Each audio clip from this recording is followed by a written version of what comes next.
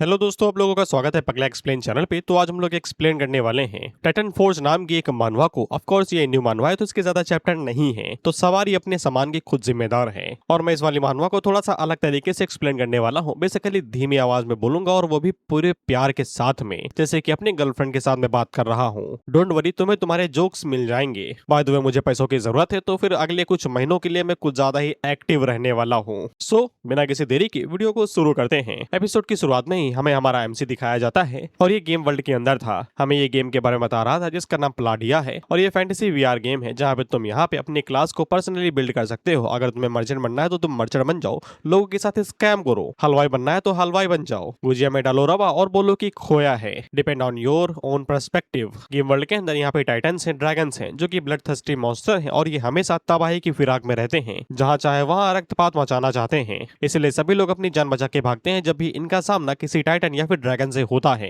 और हम लोग उसी ड्रैगन के सामने अपनी मेन कैरेक्टर को देख पाते हैं जो कि वेपन लेके खड़ा हुआ था। और हमारा मेन कैरेक्टर इस गेम के टॉप टायर प्लेयर्स में से एक है जिसको गेम के चप्पे चप्पे के बारे में पता है। और आज का मिशन है इस एडल्ट व्हाइट ड्रैगन को मारना और हाईएस्ट रिवॉर्ड हासिल करना। मुझे न टोका जाए, मैंने इसको व्हाइट ही पढ़ा है जो इसमें लिखा हुआ है। या तो ऑथर कलर ब्लाइंड है या फिर हम। अरे ये तो अभी डेमो है, तुम आगे देखना, फुल पिक्चर तो आगे तुम्हें मिलेगी कलर ब्लाइंडनेस की। जिसके बाद अपनी इमारत से जंप लगाता है और डायरेक्ट ड्रैगन के ऊपर हमला कर देता है। और अपने स्पीयर का ये यूज कर पाता उससे पहले ही ड्रैगन इसको लपेटे में ले लेता है अपनी आग का इस्तेमाल करते हुए। लेकिन इसके इंडियनेंस हाई होने की वजह से ये आग से होते हुए गुजरता है और सीधा इसकी पीठ के ऊपर जाके इसके पंखों के बीच में अपना भाला घुसा देता है। इस ड्रैगन को ऑफ कोर्स दर्द होता है क्योंकि ये वीक पॉइंट होगा। लेकिन तभी ड्रैगन जल्दी से घूमता है और अपने पंख का इस्तेमाल करते हुए एमसी के ऊपर एक फटका मारता है तो ये सीधा जमीन में जा घुसता है। और एक फटका लगने से इसके आंगे तांगे ढीले हो जाते हैं और तभी व्हाइट ड्रैगन इसके ऊपर हमला करने को आगे बढ़ता है तो ये जल्दी से गेम से लॉग आउट करता है। हालांकि उसी टाइम पे गेम ग्लिच कर जाता है और ये लॉग आउट नहीं कर पा रहा था। ड्रैगन लगातार आगे बढ़ते जा रहा था और इसकी फटते जा रही थी तो ये उंगलियां कस के दबाए जा रहा था कि लॉग आउट कर दे भाई, कितने पैसे लेगा बस लॉग आउट करते। और लास्ट सेकंड में ये लॉग आउट कर लेता है और यहाँ पे अपनी जान बचा लेता है। और आसमान में उड़ता हुआ स्पेसशिप देख के मुझको यही लगता है कि ये वाली सिटी हाइपर फ्यूचर सिटी है। बेसिकली इनका वर्ल्ड कुछ ज्यादा ही फ्यूचर में है, जो हम सपना देखते हैं कि उड़ने वाली गाड़ी होगी तो फिर ट्रैफिक नहीं होगा।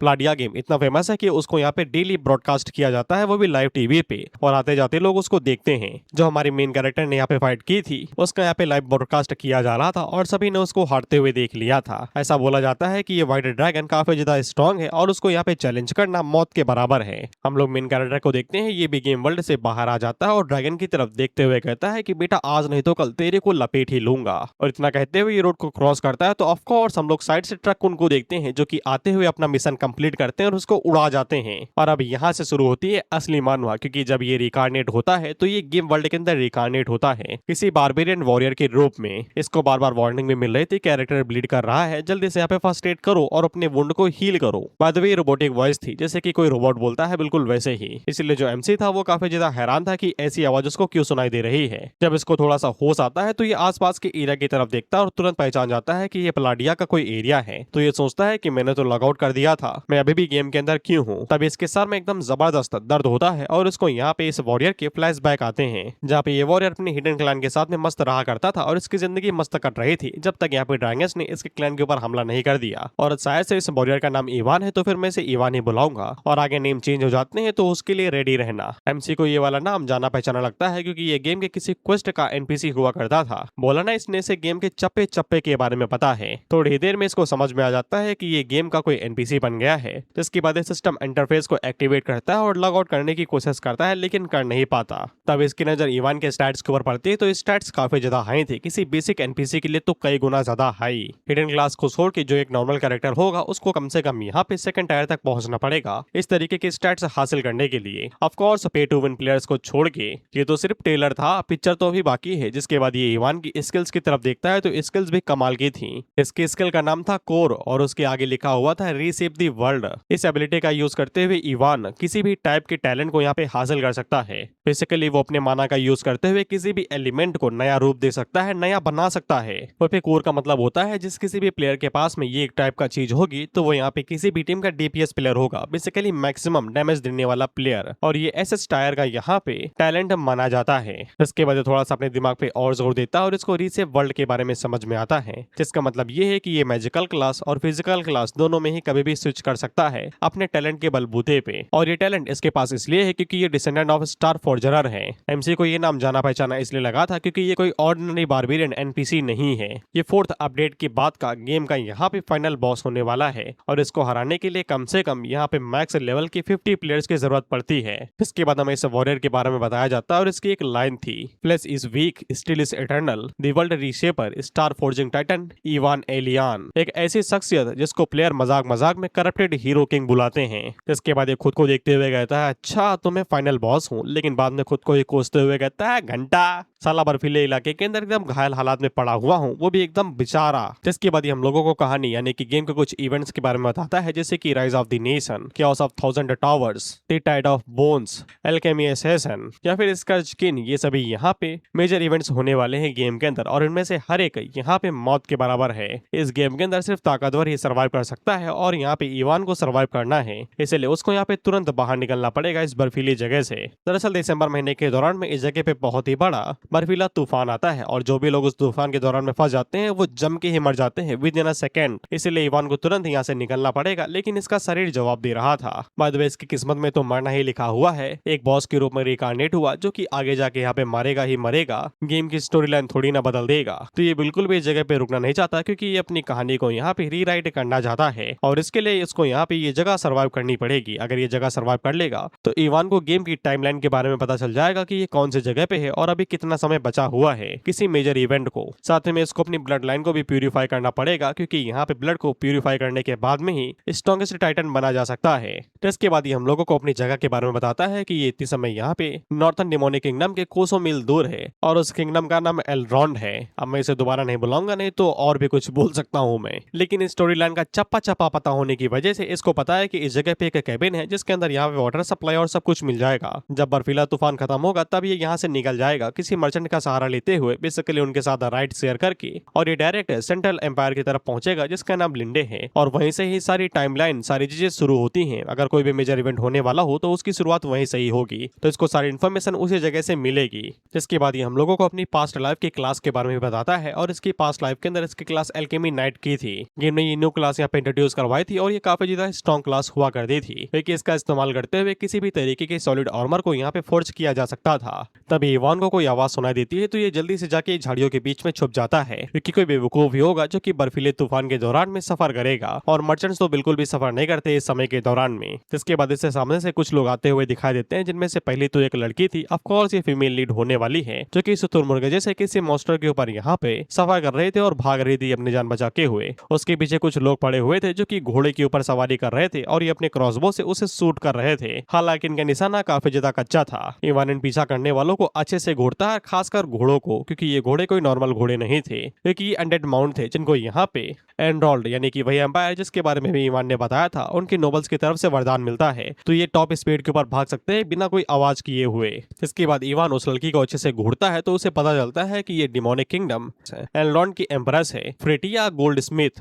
ईवान उसको देखते ही समझ आता है कि ये अभी तक महारानी नहीं बनी है, अभी तक सिर्फ यहाँ पे प्रिंसेस ही है। जिससे ईवान को टाइमलाइन के बारे में पता चल जाता है कि ये सिमिलर यहाँ पे कुछ 1886 के आसपास होगा, यानी कि सॉर्ड और मैजिक का एरा, यानी कि मिडिल एज के आसपास। ईवान अपने एक्सपीरियंस से ये भी बता देता है कि ये जो उसका पीछा कर रहे हैं इनकी स्ट्रेंथ यहाँ पे सेकंड टायर से ऊपर की नहीं होगी, लेकिन पता लगाने का सिर्फ एक ही रास्ता है। जिसके बाद ये खुद को बर्फ के अंदर छुपा लेता है और धीरे धीरे करके आगे बढ़ने लगता है। वहीं पे हम इन पीछा करने वालों को देखते हैं जो कि पूछते हैं कि हमें उसे जिंदा पकड़ना है क्या, तो सामने वाला कहता है कि बिल्कुल भी नहीं। तो ये लोग उसके ऊपर जैसे ही एरो शूट करते हैं तो ऐसे ही हम लोग देखते हैं कि ईवान बर्फ के नीचे से बाहर निकलता है और घोड़े का पैर पकड़ के दूसरे वाले को नीचे गिरा देता है। तो इसके बाद ईवान अपनी बारबेरियन बजर्ग स्टेट को एक्टिवेट करता है जिससे स्ट्रेंथ 4 पॉइंट से बढ़ जाती है। जब तक दूसरा बंदा खुद को संभाल पाता उससे पहले ही ईवान उसके ऊपर हमला कर देता है, ये कहते हुए कि तेरी हिम्मत कैसे हुई चोकोबो को चोट पहुंचाने की। वो जो पक्षी है जिसको मैं शुतुरमुर्ग बोल रहा था उसका नाम ही चोकोबो है। इसके बाद ईवान अपने ड्रैगन का इस्तेमाल करते हुए इसके सीने के अंदर उसको घुसा देता है, लेकिन इससे भी ये बंदा मरता नहीं है। इसके बाद ईवान जब इनका चोगा हटाता है तो फिर हम इसको देख पाते हैं तो इसका सर यहाँ पे मुंडा हुआ था, जैसे कि यहाँ पे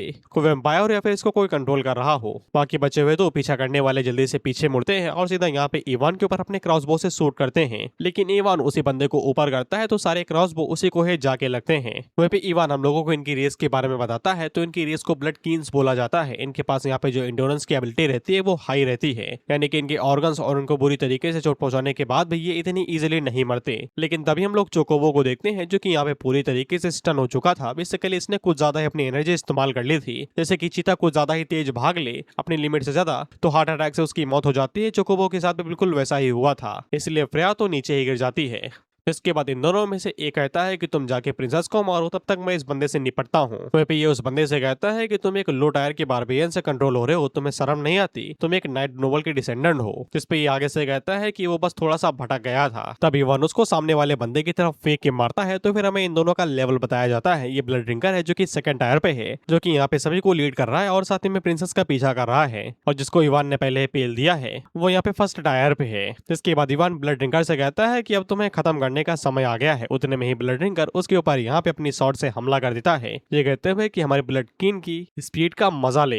इवान अपने हाथ को बीच में लेके आता है और खुद को बचाता है, लेकिन इसके बावजूद शॉट उसके कान को काटते हुए निकल गई थी। इवान ने उस शॉट को अपने हाथ के अंदर फंसा लिया था, इसलिए वो ब्लड ड्रिंकर उसका दोबारा यूज नहीं कर पा रहा था। इवान उससे कहता है कि अब कैसे शॉट यूज करेगा बे। जिसके बाद वो उसके मुंह के ऊपर एक ही घूंसा देके मारता है और उसकी मुंडी चिटक जाती है, पूरी तरीके से ट्विस्ट हो जाती है। वो पूरी शॉट हाथ में लेने के बावजूद इवान को दर्द क्यों नहीं हुआ, इसका एक्सप्लेनेशन यही दिया जाता है कि बजरकर की पेन टॉलरेंस जो लिमिट होती है वो बहुत हाई रहती है, इसलिए उन्हें दर्द का बिल्कुल भी अंदाजा नहीं रहता। वह भी इवान प्रिंसेस को ताना देते हुए कहता है कि आजकल के नोबल्स की स्ट्रेंथ इतनी ज्यादा कम हो गई है क्या, या फिर उनको कॉम्बैट प्रैक्टिस नहीं दी जाती, उनके पास एक्सपीरियंस ही नहीं है। तभी प्रिंसेस उसे कहती है कि हमको हल्के में ना लो। जिसके बाद वो एक पत्थर उठाती है और सामने वाले बंदे का भरता बना देती है उसके सर के ऊपर मार के। तो इवान अपने शब्द वापस ले लेता है। फिर इवान चोकोबो की तरफ इशारा करते हुए कहता है कि वो अपनी आखिरी सांसें ले रहा है। तो प्रिंसेस अपने चोकोबो की तरफ आगे बढ़ती हैं, ये कहते हुए कि जिंदा रहो दोस्त, तुमने मेरा आखिरी दम तक अपना साथ दिया।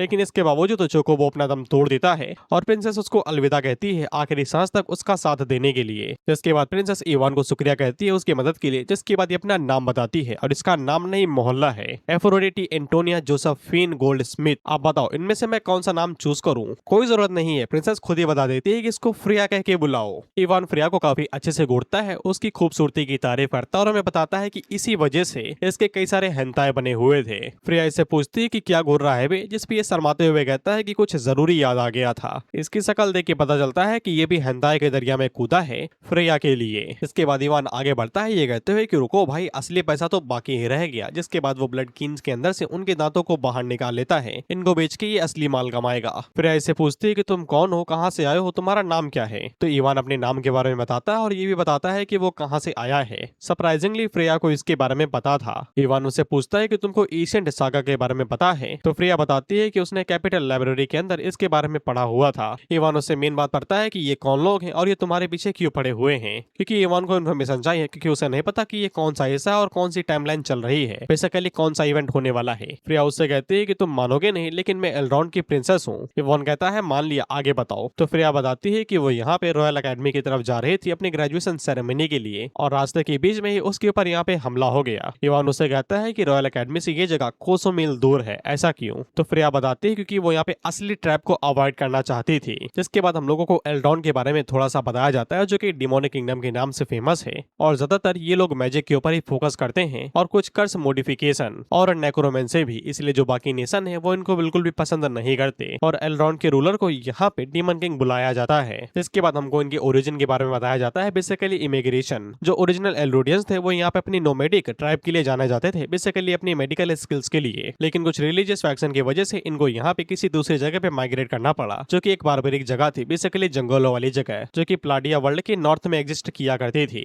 और क्योंकि वहाँ पे कई सारे मैजिकल बीस्ट और मॉन्स्टर हुआ करते थे, तो फिर उनको डिफीट करने के लिए और उनसे सर्वाइव करने के लिए एल्रोडियंस ने अलग अलग तरीके की रिसर्च और मेथड्स को इस्तेमाल किया और इसी की वजह से वो लोग यहाँ पे मेडिकल वॉरलॉक्स से सीधा यहाँ पे रेड मेजेस, फ्लैश मॉन्क और बाकी सभी क्लासेस के अंदर यहाँ पे इवॉल्व हो गए, जो कि खास तौर पे कर्स मॉडिफिकेशन के लिए जाने जाते हैं। यहाँ तक कि उनकी क्लास इतने ज्यादा इवॉल्व हो गई कि वो लोग यहाँ पे इंसानों की सोल और लाशों के साथ में खेलने लगे, दी नेक्रोमेंसर क्लास। यहाँ तक कि ऐसे भी रिचुअल हुआ करते थे जहाँ पे ह्यूमन बॉडी को पूरी तरीके से मॉडिफाई किया जा सकता था और इसको दी एल्रॉन्ड सीक्रेट राइट्स बुलाया करते थे। और तब से एल्रोडियंस काफी ज्यादा फेमस हो गए थे और हर कोई इनसे डरने लगा था, क्योंकि किसी को भी नहीं पता है कि इन लोगों ने कौन सा ट्रम्प कार्ड अपने नीचे छुपा के रखा हो। ऑफ कोर्स यहाँ पे भी भी भेदभाव था जो यहाँ पे नोबल हुआ करते थे वो तो खास तौर पे कोई खास तरीके का पाथ चूज किया करते थे, लेकिन जो आम लोग थे उनको यहाँ पे सस्ते और साथ ही में एकदम दो कौड़ी की मॉडिफिकेशन का इस्तेमाल किया करना पड़ता था, जिससे वो लो टायर के डीमन टाइटल्स को ही हासिल कर पाते थे, वो भी फिक्स प्रोग्रेशन के साथ में, यानी कि 2 तक बढ़ पाएंगे तो 2 ही तक बढ़ पाएंगे, 3 के आगे नहीं जा सकते। जैसे कि जो किसान थे उनको यहाँ पे ऑक्सन यानी कि सांडों के डीएनए के साथ में फ्यूज कर दिया गया, जिससे उनका स्टेमिना बढ़ गया, और जो लेबरर्स थे उनको यहाँ पे गोरिल्ला आर्म्स के साथ में फ्यूज कर दिया गया, जिससे उनके यहाँ पे हाथों की मसल बढ़ गई। एग्जाम्पल दिया है, लेकिन किसने सोचा था कि एल्रोन की जो प्रिंसेस होगी यानी कि फ्रेया वो यहाँ पे इस चीज के खिलाफ में जाएगी फ्यूचर में भाई, और इस क्लास सिस्टम को यहाँ पे बदलने की कोशिश करेगी, लेकिन अनफॉर्चुनेटली वो कुछ कर नहीं पाए क्योंकि इन दी एंड ये मारी ही गई। इवान फ्रेया से पूछता है कि जरा बताना कि असली ट्रैप क्या था, तो फ्रेया उसे बताती है कि यहाँ पे जो असैसिनेशन अटेम्प्ट था वो सिर्फ यहाँ पे उसे भटकाने के लिए था, ताकि वो अकेडमी से सीधा यहाँ पे रॉयल कैपिटल की तरफ जाए और इसी बीच में जो मेन फोर्स होगी वो उसके ऊपर हमला कर देती। इसलिए उसने अपने सबऑर्डिनेट्स को यहाँ पे थोड़ा सा अलग किया और उन्हें अलग भेज दिया और वो खुद इस जगह पे चली आए। उसे लगा था कि वो उन्हें चकमा दे देगी, लेकिन इन दी एंड वो यहाँ पे आके फंसी गई। वहाँ पे इवान इसकी हरकतों को काफी अच्छे से नोटिस कर रहा था जो कि लड़कियों वाली थी, जैसे कि बालों के साथ खेलना और परेशानी में खुद के ही कपड़े नोचना। इवान अपने मन के अंदर सोचता है कि किसने सोचा था कि यहाँ पे फ्यूचर की ब्लड एम्प्रेस 43वीं डीमन किंग यहाँ पे इतनी ज्यादा इनोसेंट और गर्लिश साइड रखेगी, साले लड़की है तो होगी ही। प्रिया उसे कहती है कि तुम सुन भी रहे हो कि मैं क्या बोल रही हूँ। इवान उससे कहता है कि हाँ भाई मैं सुन रहा हूँ, और वो उससे पूछता है कि तुम जानना चाहते हो कि किसने तुम्हें यहाँ पे असैसिनेट करने के लिए भेजा था इनको। प्रिया उससे हैरान होकर पूछती है कि तुमको इस बारे में पता है क्या, तो इवान उस बंदे को यहाँ पे खींचता है और यहाँ पे फ्रेया से पूछता है कि पूरे एंडोल्ड किंगडम के अंदर कितने लोगों के पास में यहाँ पे मास्टर ब्लड कीन मोडिफिकेशन रिचुअल होगा। तो फ्रेया कुछ रेसेस और कुछ लोगों के बारे में बताती है, जैसे कि 12 नोबल फैमिलीज हो गई, लेकिन वो सभी लोग ऐसे काम नहीं करते हैं क्योंकि वो कॉमनर्स को बिल्कुल भी वेलकम नहीं करते, उन्हें यहाँ पे कॉमनर्स से कोई भी लेना देना नहीं है, नौकर बन जाए वो ठीक है। तो इवान उसको याद दिलाता है कि वो एक ग्रुप के बारे में भूल गई है। फिर आप पूछती है कि कौन सा, तो इवान आगे से बताता है नेक्रोमेंसर्स, और कौन से, जिसके बाद वो यहाँ पे उस बंदे से कहता है कि मुंह खोलोगे या फिर मुंह में ही तुम्हारे मुंह से भर दूं जो तुम मरने का नाटक कर रहे हो। जिसपे वो बंदा खड़ा होते हुए कहता है कि मैंने सोचा नहीं था कि तुम्हें इसके बारे में पता चल जाएगा, और बाय द वे ये मानव तुम्हें ट्विस्ट पे ट्विस्ट देती रहेगी, तो फिर थोड़ा सा हैरान मत होना। हम लोग इस बंदे को देखते हैं और इसकी पूरी बॉडी यहाँ पे जलने लगती है, और मैं फ्रेया बताती है कि जो नेक्रोमेंसर रहते हैं इनके पास कई तरीके की एबिलिटी रहती है, magical mark, bone manipulation, corpse puppetry और long distance astral projection. Astral projection means तुम अपनी बॉडी से अपनी सोल को बाहर निकाल दो और उसे ट्रैवल करवाओ पूरे वर्ल्ड के अंदर, दैट्स कॉल्ड एस्ट्रल प्रोजेक्शन। फिर आगे से कहती है कि मैंने कभी भी नहीं सोचा था कि यहाँ पे हिप्पोक्रेटिस स्कूल का एक ग्रैंड सॉर्सरर आएगा। जिसपे ये बंदा आगे से कहता है कि तुम हमेशा के तरीके चतुर हो, किसी ने भी नहीं सोचा था कि हजारों सालों के बाद में कोई ऐसा बंदा आएगा जो टॉप क्लास के साथ में यहाँ पे एकेडमिक मैच के तौर पे ग्रेजुएट होगा। फ्रिया की बात हो रही है। इसके बाद ये आगे से चुटकी बजाता और आगे से बताता अगर किसी खास इंसान ने हमारी मदद न की होती और हमारे पास बैकअप प्लान ना होता तो फिर तुम सक्सेसफुली यहाँ से भाग निकलती। इसके चुटकी बजाने के बाद में हम देखते हैं इसके जो साथी थे वो यहाँ पे अपनी बॉडी को पूरी तरीके से गला देते हैं और एक दूसरे के साथ में फ्यूज होने लगते हैं। इसके बाद इनकी बॉडी दोनों एक दूसरे के साथ में फ्यूज होती है और ये दोनों एक के अंदर बदल जाते हैं, जिसके बाद फ्यूज होकर इनकी बॉडी और स्ट्रेंथ दोनों बढ़ जाती है और एक टायरेंट के अंदर बदल जाते हैं, बेसिकली एक बड़ा इंसान। ये फ्रेया से कहता है अगर मजबूरी ना होती तो फिर मैं तुम जैसे जूनियर को कभी मारता ही नहीं जो इतना ज्यादा टैलेंटेड है। फ्रेया काफी ज्यादा घबरा जाती है, लेकिन तभी इवान उसे कहता है कि डरो नहीं, मुझे जरा इससे बात करने दो। तो फिर ये बॉडी को अपनी रिलैक्स करते हुए उस बंदे से कहता है कि माफ करना लेकिन तुम अभी तक सिर्फ 4th टायर पे हो ना, तुम 5th टायर तक नहीं गए। जिस पे ये खोपड़ी पे कहता है कि हाँ भाई साहब यार आपने सही बोला, 100 साल बीत गए लेकिन आज तक अभी 5th टायर पे पहुंच नहीं पाया, 4थे पे ही अटका हुआ हूँ। वो सब छोड़िए, लेकिन हमारे स्ट्रेंथ के बीच में गैप तो काफी ज्यादा बड़ा है, आप मुझे हराएंगे कैसे? इवान आगे से कहता है कौन हराएगा तुमको, मैं नहीं हराने वाला। जिसके बाद ये आगे बढ़ता है और फ्रेया को कमर से पकड़ के उसको अपने कंधे के ऊपर लाद लेता है, ये कहते हुए कि तुम भूल गए क्या कि हम बारियंस के पास में एक एबिलिटी भी होती है जिसका फ्लीट फुटेड नाम है। और इतना कहने के बाद में ये दुगनी तेजी से यहाँ से भाग लेता है, ये कहते हुए कि कल मिलेंगे दोस्त। जिस पे इन दोनों का ही जबड़ा खुल के नीचे गिर जाता है, इतना बड़ा झटका लगता है। ये आगे से कहता है हरामखोर को पता कैसे चला कि मैंने अभी तक यहाँ पे अपने वॉरलॉर्ड को खत्म नहीं किया है। जिसके बाद ये जल्दी से अपनी प्रोसेस को खत्म करता है और अपने उस फ्यूजन के साथ में खुद भी मर्ज हो जाता है। ये कहते हुए कि हरामखोर को पकड़ता हूँ फिर बताऊंगा साले की टांगे ही तोड़ दूंगा। जिसके बाद वो खुशी उस स्केलेटन टायरेंट के अंदर यहाँ पे फ्यूज हो जाता है और उसको ऑर्डर देने लगता है, ये कहते हुए कि उनके पीछे भागो। तो ये जल्दी से उनके पीछे भागता है और साथ में अपनी एबिलिटी का इस्तेमाल करते हुए उनके ऊपर हमले भी कर रहा था, ये कहते हुए कि तुम बच के भाग नहीं सकते। इवान उससे कहता है कि 4th टायर पे ही तुझे क्या लगता है कि तुम मुझे पकड़ भी पाएगा? तो जब वो हमले इवान के ऊपर गिरने वाले थे, इवान अपनी स्पीड को और बढ़ाता है और इजीली उनको डॉज कर लेता है। वो बंदा इवान से कहता है कि तुम हो कौन, तुमको यहाँ पे नेक्रोमेटिक आर्ट्स के बारे में इतना सब कैसे पता है? जिसपे इवान आगे से ये कहता है कि मैं तो बस राह गुजरता हुआ बारबेरियन हूँ। फिर ये टायरेंट एक लंबी छलांग लगाता है और इवान से कहता है कि तुम अपने सीक्रेट को अपने साथ कब्र में लेके जा सकते हो। और छलांग लगाने के बाद में ये आगे से होली फिंगर ऑफ डेथ का इस्तेमाल करता है। ये स्किल शायद से काफी ज्यादा फेमस होगी क्योंकि फ्रेया भी इसके बारे में जानती थी और वो काफी ज्यादा घबरा जाती है। बाय द वे ये कंधे के ऊपर इतना रिलैक्स क्यों है? इवान उसको पीछे टच करते हुए कहता है कि हिलो नहीं। तो ये इवान से ये कहती है कि कितना गंदी बात है, तुम मुझे वहां पे कैसे छू सकते हो? अगर तुम्हें छुएगा नहीं तो वो भागेगा कैसे? सवाल ये भी तो है। जिसके बाद इवान पलटी मार के घूम जाता है और यहाँ पे शायद से ये कुछ गिनती कर रहा था। इसको शायद से यहाँ पे उस टेरेंट के वीकनेस के बारे में पता है, लेकिन तुरंत बाद ही ये आगे से अपने क्रॉसबो को बाहर निकालता है और उसको यहाँ पे यूज करते हुए एक एरो को शूट करता है जो कि यहाँ पे उस मुंडी के ऊपर जाके लगता है। और ये उसी बंदे की मुंडी है जो कि इसके अंदर फ्यूज हुआ था। और वो एरो जैसे उस बंदे को लगता है तो उसकी पूरी बॉडी डिस्ट्रॉय हो जाती है और वहाँ पे तगड़ा धमाका होता है और ये धड़ाम से नीचे आके गिरता है। इसके बाद इवान फ्रेया को नीचे उतार देता है ये कहते हुए कि अब सब कुछ सेफ है। तो फिर फ्रेया को कुछ भी समझ में नहीं आया था कि अभी यहाँ पे क्या हुआ, ये टैरेंट इतनी इजीली कैसे हार गया। वो फिर ये टैरेंट इवान से कहता है कि बेटा मैं तुम्हें याद रखूंगा। जिसके बाद हम लोग एल्डॉन के कैपिटल को देखते हैं और साथ ही में यहाँ पे डीमन किंग के बेड चेंबर को भी, जहाँ पे भागते हुए ये गुलाबी कलर का बंदा जा रहा था। बाय द वे लड़की नहीं है, ये लड़का है और ये फ्रेया का छोटा भाई है जो कि यहाँ पे किंग यानी कि फ्रेया के फादर को बताता है कि फ्रेया के ठिकाने का कोई भी आता पता नहीं है कि वो कहाँ पे है। इसलिए डीमन किंग से परमिशन चाहता था कि इसको परमिशन दी जाए ताकि ये सिल्वर नाइट्स को ले जाके फ्रेया को ढूंढने की कोशिश करे। हालांकि डीमन किंग इसे मना कर देता है ये कहते हुए कि जब तक तुम्हें थ्रोन नहीं मिलता तब तक तुम यहाँ से बाहर नहीं जाओगे। जिसपे ये पूछता है लेकिन थ्रोन तो यहाँ पे सिस्टर को मिलना था ना, यानी कि फ्रेया को। जिसपे डीमन किंग यानी कि फ्रेया के फादर बताते हैं कि उसको यहाँ पे होना भी तो चाहिए। ऐसे समय पे जब मैं काफी ज्यादा बीमार हूँ और साथ ही में क्योस चारों तरफ से हो रखा है, तुम्हारी बहन यहाँ पे है नहीं, तो फिर तुम्हें एक ऑप्शन बचते हो जिसको थ्रोन मिलना चाहिए। तो फिर तुम्हें थ्रोन मिलेगा तो फिर तुम बाहर नहीं जाओगे। तो ये चुपचाप यहाँ से चला तो जाता है लेकिन इसके चेहरे से मुझे यहाँ पे गंदे विचार आ रहे हैं। वो पे फ्रेया के फादर आगे से बताते हैं कि वो फ्रेया को काफी ज्यादा पसंद करते हैं और उन्हें चिंता हो रही है कि फ्रेया कहाँ पे चली गई है। फिर उस स्केलेटन टैरेंट के नीचे गिरने के बाद में एक और तगड़ा धमाका हुआ था। इसको देख के इवान काफी ज्यादा हैरान हुआ था क्योंकि वो ऐसे ही चला गया। उसे लग रहा था कि वो कुछ और भी बोलेगा। उतने में यहाँ पे फ्रेया उसे पूछती है कि तुम हो कौन, जरा मुझे ये बताना। जिसपे इवान उसे दोबारा यही बात चिपकाता है, ऑर्डिनरी बारबेरियन। जिसपे फ्रेया उसे कहती है झूठे, जो रियल बारबेरियन होता है उसको ये कहना काफी ज्यादा नापसंद रहता है। बेसिकली जो बारबेरियन है वो खुद को यहाँ पे बारबेरियन नहीं बुलाते, वो खुद को यहाँ पे नॉर्थर्नर्स बुलाते हैं, बेसिकली इलाके वाले। और साथ ही में एक बारबेरियन को यहाँ पे मैजिक के बारे में इतना सब कैसे पता हो सकता है, और खासकर नेक्रोमेंसी जो कि काफी ज्यादा खास मानी जाती है और इसके बारे में तो नॉर्मल लोगों को भी नहीं पता रहता।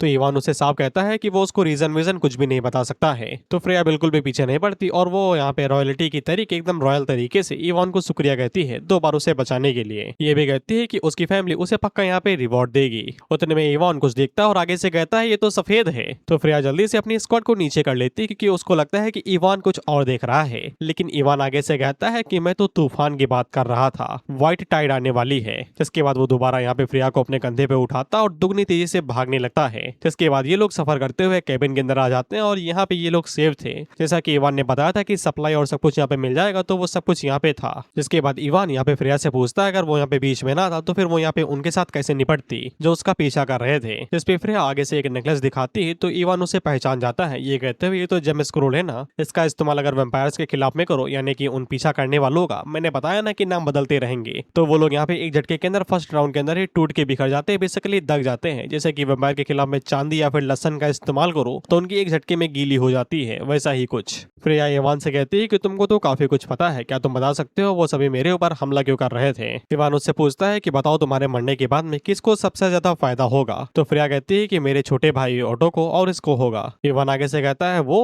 गुलाबी बाल वाला cross dressing Prince. Cross dressing means अगर तुम लड़की हो तो फिर तुम्हें लड़कियों के कपड़े पहनना पसंद है, that's called cross dressing. Ivan आगे से कहता है कि तुम्हें बाहर बाहर से लगेगा कि उसे ही सबसे ज्यादा फायदा होगा, लेकिन नहीं, उसे फायदा नहीं होगा, किसी और को सबसे ज्यादा फायदा होगा। फ्रेया आगे से कहती है कि हाँ उसे भी पता है, क्योंकि उसे पता है कि उसका छोटा भाई ऑटो जो कि स्कर्ट पहनता है उसके अंदर इतना दम नहीं है कि वो यहाँ पे ऐसा कुछ कर सके, भले ही वो पूरी बोतल ही क्यों ना गटक जाए। इवान आगे से कहता है कि तुम्हारे फादर यानी कि डीमन किंग काफी ज्यादा बीमार हैं, अगर ऑटो यहाँ पे प्रिंस बनता है तो फिर जो आम लोगों और नोबल्स के बीच में जो विवाद चल रहा है वो और भी ज्यादा बड़ा हो जाएगा, जिससे एल्रॉन्ड को ही नुकसान होगा। और जिसको यहाँ पे सबसे ज्यादा फायदा होगा वो यहाँ पे थर्ड पार्टी फैक्शन होगा जिसके पास सबसे ज्यादा रिसोर्स होंगे। होता नहीं चाइना और अमेरिका में लड़ाई हो तो फिर फायदा इंडिया को होता है, बिल्कुल वैसे ही। आई मीन कई सारी डील्स हमें सस्ते में मिल जाती हैं। हाँ बस अमेरिका किसी का सगा नहीं, इतना जान लो तुम। और जो थर्ड पार्टी है वो और कोई नहीं, बेसिकली अनडेड फैक्शन है। तो फ्रेया आगे से कहते हैं कि मुझे जितनी जल्दी हो सके उतनी जल्दी कैपिटल पहुंचना पड़ेगा और फादर को इस बारे में बताना पड़ेगा। तो इवान उससे कहता है अगर तुमने एक भी कदम कैबिन के बाहर रखा तो फिर अगले 30 सेकंड के अंदर तुम यहाँ पे बर्फ की मूर्ति के अंदर बदल जाओगी।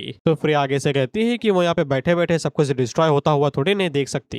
इवान उससे कहता है ये व्हाइट टाइड यानी कि ये बर्फीला तूफान अगले 3 दिनों के लिए चलने वाला है, तो फिर इस दौरान वो बिल्कुल भी यहाँ पे कोई बड़ा कदम नहीं उठाएंगे। वैसे भी अंडर फैक्शन के लिए ये बात जानना कि तुम अभी जिंदा हो और तुमको पता है कि असैसिनेशन क्यों किया गया था, वो उनके प्लान के लिए सबसे बड़ा रोड़ा है। तो फ्रिया उसे कहती है कि सो कॉल्ड बारबेरियन, तो फिर तुम्हारे पास क्या एडवाइस है कि हमें क्या करना चाहिए। इवान उसे कहता है सही सलामत कैपिटल वापस पहुंचना, ये तुम्हारी जीत का सबसे पहला स्टेप होगा। तो फिर फ्रिया यहाँ पे इवान के सामने झुकती है और उससे कहती है अगर उसको यहाँ पे अंडेड की कॉन्स्पिरेसी बेसिकली षड्यंत्र को रोकना है तो फिर उसे एक नाइट की जरूरत होगी। जिसके बाद वो अपने हाथ को आगे बढ़ाती है और उसे कहती है क्या तुम 43 डीमन किंग ऑफ एर्नॉल्ड के नाइट बनना चाहोगे, मेरे साथ कॉन्ट्रैक्ट बनाना चाहोगे। तो इवान साफ माना कर देता है झटके के अंदर, ये कहते हुए कि उसे बहुत सारा काम है और वो हमेशा के लिए एनरोल्ड के अंदर नहीं रुक सकता है। बेसिकली गोल्ड स्मिथ फैमिली की यहाँ पे जो कॉन्ट्रैक्ट रहती है वो इतनी ज्यादा स्ट्रॉन्ग रहती है कि इसको फ्यूचर में कभी भी तोड़ा नहीं जा सकता। अगर तुमने हामी भर दी तो फिर तुम्हें हमेशा के लिए इनके साथ रहना पड़ेगा मरते दम तक। हालांकि वो फ्रिया को संतावना देता है, ये कहते हुए कि वो अंडर फैक्शन की जो स्कीमें चल रही हैं उनको चुपचाप बैठा देखता नहीं रहेगा, कुछ ना कुछ तो वो करेगा। फ्रिया उसे कहती है कि वो अभी यहाँ पे उसे कुछ भी नहीं दे सकती, ना ही टाइटल दे सकती, ना ही कोई रिवॉर्ड। अगर वो उसका यहाँ पे ब्लैक नाइट बनने के लिए रेडी होता है तो वो खुद को ही ऑफर कर सकती है पेमेंट के तौर पे, I mean as a wife. या फिर तुम उसको उस तरीके से भी ले सकते हो कि एक रात की चांदनी फिर वही काली रात, पिचकारी घसी निकला सफेद पानी, फिर हो गई दोनों टंकी खाली। इवान फ्रिया से कहता है कि मेरा वो मतलब नहीं था, मेरे पास मेरे खुद के मिशन है। अगर तुम मुझे रीपे करना चाहती हो, रिवॉर्ड देना चाहती हो, तो फिर मैं चाहूंगा कि तुम मेरे ऊपर यहाँ पे एल्रोंड फैमिली के सीक्रेट राइट्स मेरे ऊपर परफॉर्म करो। बेसिकली वो एक खास रिचुअल जो कि यहाँ पे बॉडी और ब्लड लाइन को प्यूरिफाई करने के लिए किया जाता है। वहाँ पे वो इस बात से हैरान हुआ था कि ये नोबल साले सच में इतने डिग्निफाइड रहते हैं, बेसिकली इनके अंदर इतनी गरिमा रहती है कि ऐसे ही खुद को ऑफर कर देते हैं बीवी के तौर पे। फ्रिया उसे कहती है कि इसमें कोई भी दिक्कत नहीं है, जब तक रिचुअल यहाँ पे टॉप सीक्रेट नहीं है तब तक मैं यहाँ पे तुम्हारे ऊपर कोई भी रिचुअल परफॉर्म कर सकती हूँ, जैसे ही मेरा माना रिकवर हो जाएगा। क्या तुमने सोचा है कि तुम कौन सा रिचुअल यहाँ पे परफॉर्म करवाना चाहोगे, क्या उसके लिए मटेरियल लगेंगे और वगैरह वगैरह। इवान को भी नहीं पता है कि वो कौन से टाइप का रिचुअल यहाँ पे परफॉर्म करना चाहता है। वो उसकी बॉडी से पूछता है, जिसके बाद वो अपने टैलेंट को अवेकन करता है और एक दीवार के ऊपर हाथ रखता है।